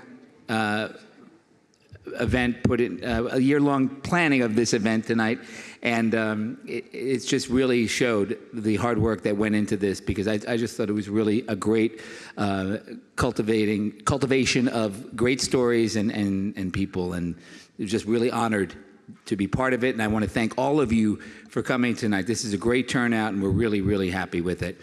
So without further ado, who's got the first question? Oh, Jordan, you got a question over there. I just want to say that this overwhelmed me, and it was the best. It far exceeded my expectations, just like the restaurants that you all are chefs in. I know, when you think like event and Jewish food, your expectations are set pretty low. JCC, a lot of talking and vetching, and then there'll be some Jewish food. This was amazing. No, I couldn't agree more. I don't think there was a question there. Is there a question? I have a question. Yeah, how do you make a good kugel? Okay, who wants to take the kugel question? I think it's Mark. I think the chefs will pass. I think Peter probably could tell you where to get a good kugel. I'm stumped. Mark was going to make kugel, I mean, so I think that we haven't really defined what a good kugel is. There's no one recipe. Can all the grandmothers in the house just raise their hand? Is it sweet? These are the people you should be asking. I don't know. My family called it noodle pudding. I guess we're more, I don't know, assimilated. But it was, and I've actually seen the recipe in later years, and it involves cottage cheese and sour cream and noodles, and it was like this. Raisins. It's just, no, ours didn't have raisins. Mine had raisins. It was sweet, but we had it with the savory dinner, and it's like a mega calorie bomb. It's just, when I think about it in modern context, it's. The smallest book you'll ever buy is Jewish Spa Cuisine. We have another question. It's just literally a bissel of seltzer. That's pretty much it. Everything else is. Mark, you were going to make us some kugel, so why don't you tell us your recipe? Actually, it was very close to that. It was cottage cheese, sour cream, noodles, had a little egg in it, and it had a lot of raisins and cinnamon. Very heavy. Here's a question here. Yeah, it was savory. I'm asking this question on behalf of the vegetarians at the table who are too shy to ask. I think borscht was the only pure vegetarian dish that we had today, and I certainly enjoyed the chopped liver. Would you give me a pass from my cardiologist? But are there any special vegetarian Jewish dishes besides like borscht? Latkes. Haroset. No, somebody earlier today was talking about their vegetarian grandmother, or somebody made vegetarian chopped liver. Who was talking about that earlier? Me. It was Jordan. Yeah, It was Jordan. Jordan, okay, so yeah, Jordan was talking about her vegetarian chopped liver that was made with peas and other things. So yeah, I'm sure if you Google Jewish vegetarian food, you'll find it, but not among these people. So we have another question in the back. Wait a second. Peter, I understand you make a vegetarian chopped liver. Don't be shy. At Passover, it's the same season as peas or fava beans. So caramelized onions, peas and or fava beans, caramelized onions, peas or fava beans, nuts, walnuts, roasted in the oven a little, baked in the oven a little, and take the skins off. One other thing. Help me out. Schmaltz. Peas. No, schmaltz. Schmaltz of the olive. Olive oil. There's one ingredient missing, but no mushrooms. What's that? Eggs. They were saying eggs, but that wouldn't be vegetarian. Eggs, It'd be, no. yeah. Right. Not for the And we'll vegan. make one. And for the right now, on stage, I can't remember what the fourth ingredient is. We're all in sort of cheesecake head right now, so. Ready for the next question? Just a quick technique question. When you roast your beets, do you roast them with the skin on, or do you skin them first and then roast them? Is that for me? Yes. Anybody who wants to give me a beet. I think I can say skin on, the way I right? do it, I'm sure everyone does it differently here. They can all answer. I do it with the skin on, a good amount of olive oil, a little bit of vinegar, and some thyme, and then foil in the oven, 350 degrees. Oh, okay, so you wrap them in foil with the oil? I just do them like in a pan, metal pan. Oh, okay. But they're whole. They're skin whole, on. all right. And you peel them while they're still hot. Yeah. It's hard on the hands. Yeah. You wear gloves or use a towel. Here's a question here. I think they're easier to peel once they're roasted, right? Yeah. Yeah, because they just you can just literally just rub them off easily. But whenever, and I think these guys would agree, when you roast something with its skin on, you're really keeping all the flavor inside. Once you take the skin off, you're allowing a lot of the flavor and nutrients to escape into whatever medium they're being cooked in. Next question. Hi. First of all, I want to say thank you to these wonderful chefs because I love all your restaurants. And I have an Italian husband, and his grandmother used to make something that was called casa de Eddie, which is a ravioli stuffed with a sweet cheese and cooked in chicken broth with vegetables, carrots and onions. So he learned the recipe, and he makes that. It was their Christmas dinner, and it makes me think of my grandmother's cheese blintzes. It's very similar, but not cooked in broth, of course. But I just wondered if anybody heard of this Italian dish. We can't find it anywhere in any cookbook, even Joyce Goldstein's cookbook about Jewish Italian. So anyway, that's my question. Was she Jewish Italian, this person who did this? No. She was Sicilian. Sicilian, but okay. Different. But was it, okay, so I was wondering what the reference was to Joyce Goldstein's Jewish cookbook. So it doesn't, yeah. Yeah, I don't think I've never heard of cheese blintzes meeting chicken broth, but I mean, it totally makes sense if you think of sweet and savory, and there's other examples of things like that, but has anybody here bumped up against that? No? Okay, no. We want to meet this woman. We have another question on your right. Can you tell me the size of the springform pan for the cheesecake, please? Where can I place an order for 7 of them from a party I have next weekend? I'm pretty sure she used an 8-inch. They were small, 8-inch springform. I didn't bake them, to be honest with you. No, The recipe, The recipe Mary's in the book. recipe is in the booklet, right? Yeah. That's The recipe's in the book, except I noticed the graham cracker crust is not in that recipe. Oh. Graham crackers, butter, sugar. I mean, God, no. Any other questions? other than how can we get reservations at your restaurant? I see a hand over here. So after the questions, we're going to go to the answer portion where you're going to give us the answers. Oh, hi. I have a question about Saul's in Berkeley. We started going there when it was owned by two Irishmen, and it was Jewish cooking, not kosher, certainly. Were you there at that time? Was your wife doing tables? It's a long time ago.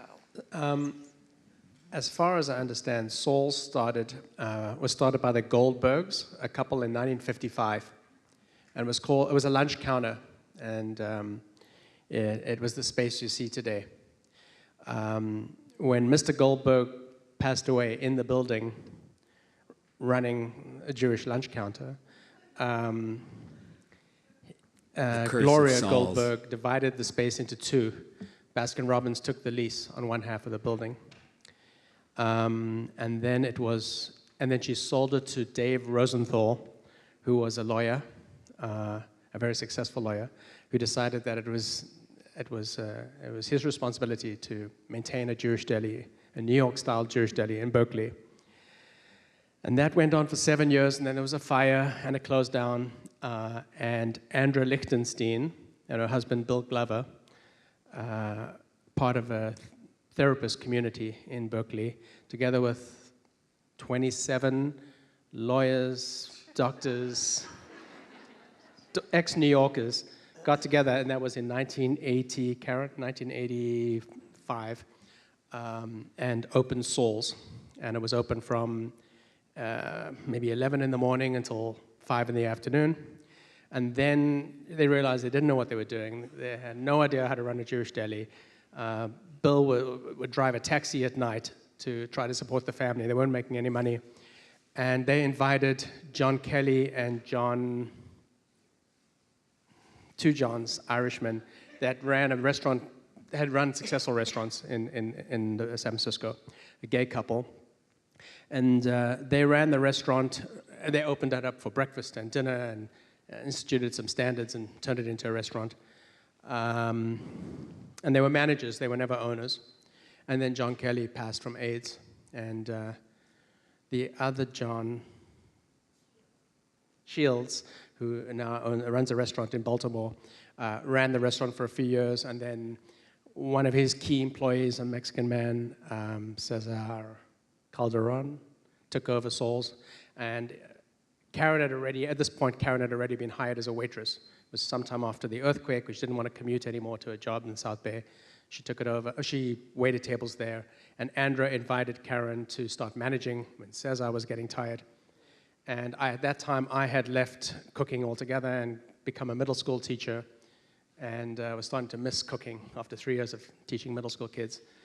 And Karen said, why don't you come, let's give it a try, let's run it. And here we are, 21 years later.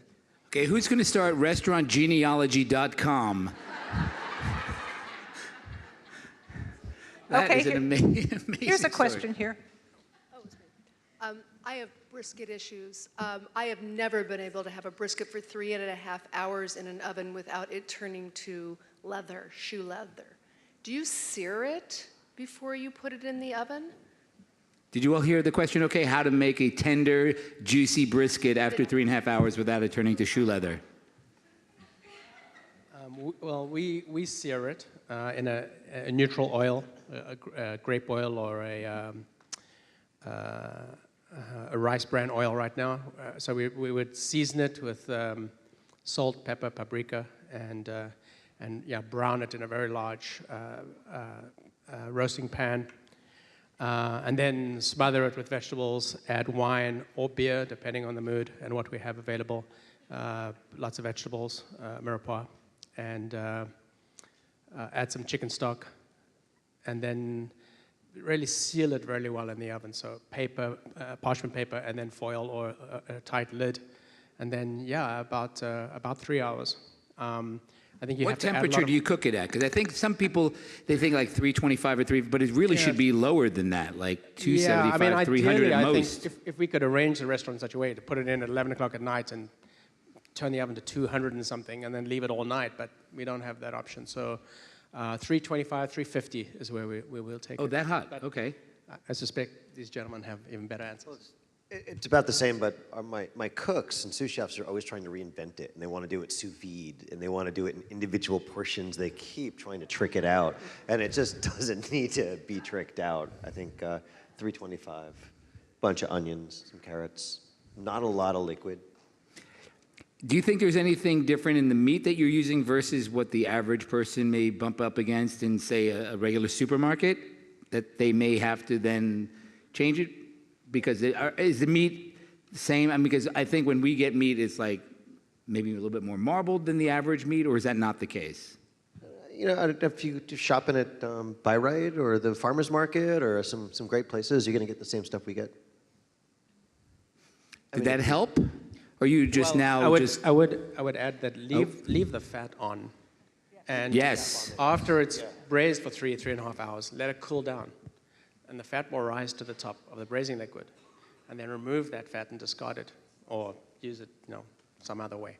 But don't be scared of the fat. It imparts a lot of flavor. And then you can remove it when it's cold quite easily. Also by decal on with the fat cap on it. Then cook it with the fat cap on. And then let it cool overnight. Then warm it up. Then take it apart. Take the fat out. And cut each piece individually, yeah. Well, that's the other problem. If you have Often if you willpower. buy a brisket in a Safeway or if you don't buy it in a really reputable butcher, they've taken off the decal and they're using it for burgers. Or they're That's using what I was really getting at fatty. with being politically correct. There are a few other tricks, and I think it's really hard for a home cook. Brisket is two or three separate muscles joined together at different angles. And so when you're slicing it, if you slice one of the two muscles with the grain, it's going to be drier, it's going to be tougher. So the key is to figure out and learn either to separate the two muscles from each other by finding the fat between them and cutting between them and separating them, and then cutting each piece against the grain. So some 60 to 90 degrees against the grain. And the grain means like the little... The lines. You see the lines. The way the meat going. runs, just cut against that grain. Don't cut with that grain. That makes a big difference to the mouthfeel. And the other answer is, I think for them it's all, for these guys it's all an assumed thing in fine dining, but in a deli it's not. If you buy commercial beets, again, you're not going to get the same experience than if you buy a beet from your farmer's market. There's no comparison. So current company excluded, what dish at what restaurants do you wish you had invented?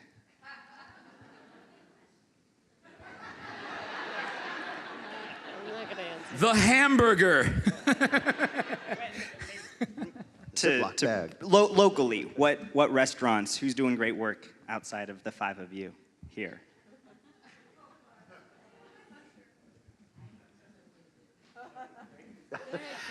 We have another question if you want to just move along. Yeah, I think it's an obvious question. It's so funny. We talked about this earlier because people said, people are going to ask you, what are your favorite restaurants? And for us, it's not that we don't want to say. It's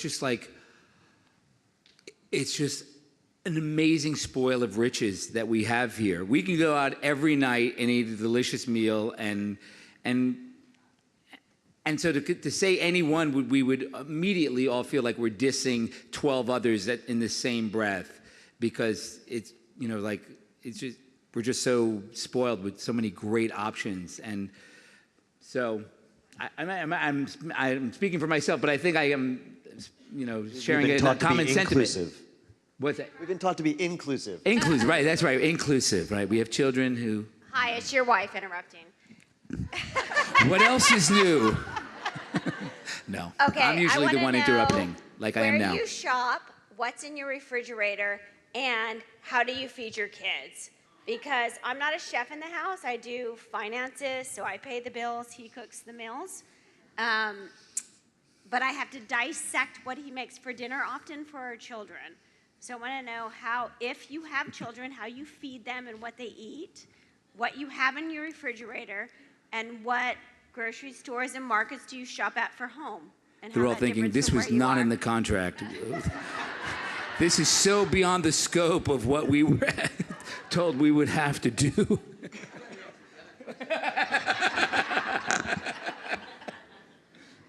I'm trying to give up the addiction of going to Buy Right.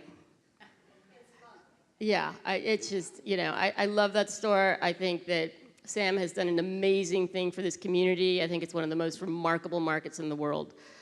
He just has represented everyone so well. It's an amazing, amazing, amazing place, and he's so committed to our food community here, and everyone should shop there as often as they possibly can, but be careful. You can be the worst cook in the world, and if you shop there, all you have to not do is F up his ingredients. Because that's really what it's about, is just getting great ingredients and shepherding them. But I think I'm not answering the question. I think the trick is, how do you get kids to eat good food without them having to think they're eating something I think too healthy? I hate to be critical of Americans, but we set ourselves up for disaster with kids. There's so many cultures that just don't make the assumption that their children are not going to just eat what they eat. We cater to kids in this country like nowhere else I've ever seen. My kid eats everything. I don't make him eat anything, but he does. And he comes to it. The thing with kids is that that's the one thing that they really can control. You cannot make them eat. And they figured that out. But it just, all the special meals that people make, they've got 3 different kids, and each kid will eat something different. You don't see that in other cultures. The kids eat what their parents make, and that's it. And they don't have to eat everything, but it's sitting there, 100%. And they engage, and they eat, and that's the way it should be. They won't let themselves starve.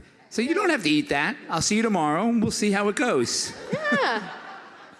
If you serve kids only white food, that's what they're going to eat. There's no question about it. And you see that so much in this country. Oh, my kid will not eat that.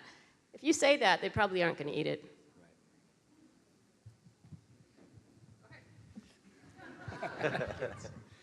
I'll answer the question about. I don't have any kids, but I have a lot of stuff in my refrigerator.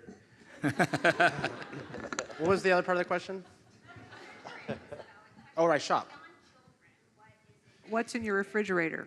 In my refrigerator, there's a lot of hot sauces and condiments. There's spa water. I don't think so.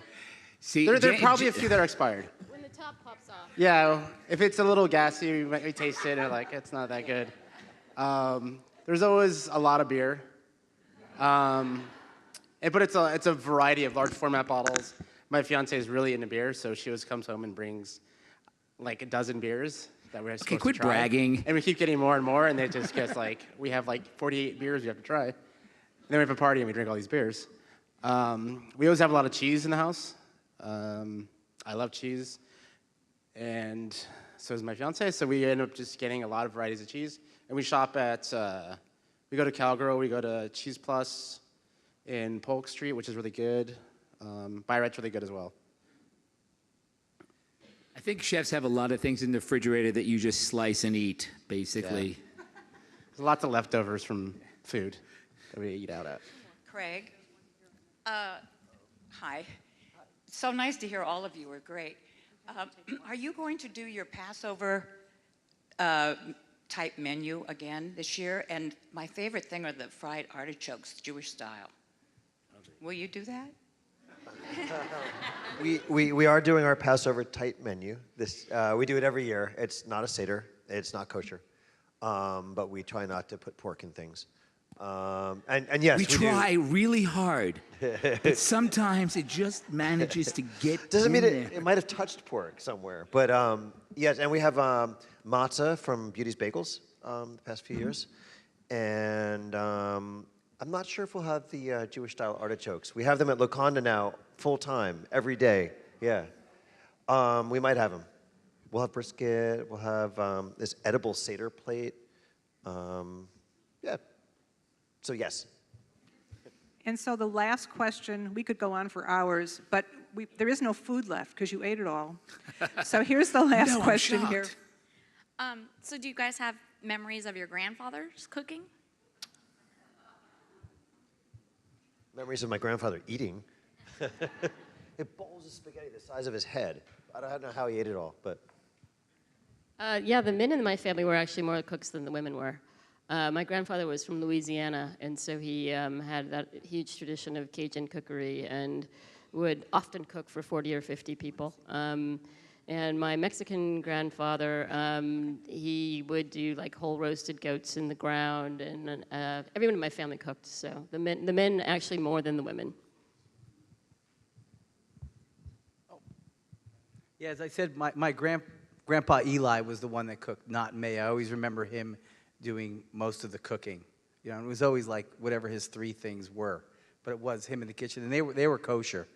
So if food was brought in for us, it was served on other plates. You know. My grandfather was the inspector of the finished work.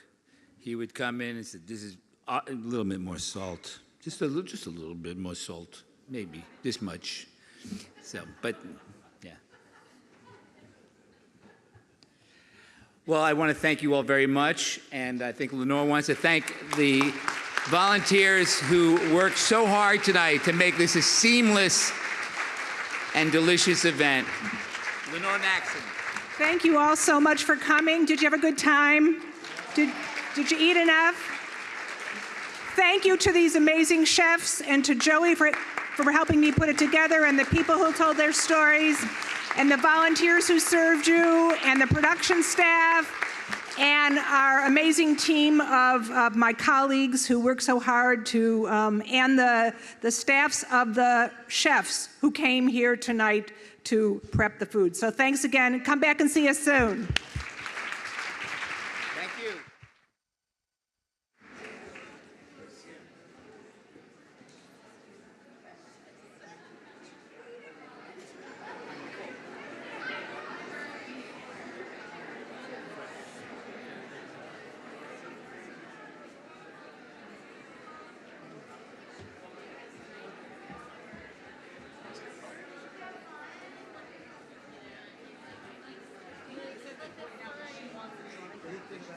I want to order it that way just to try it, but Eli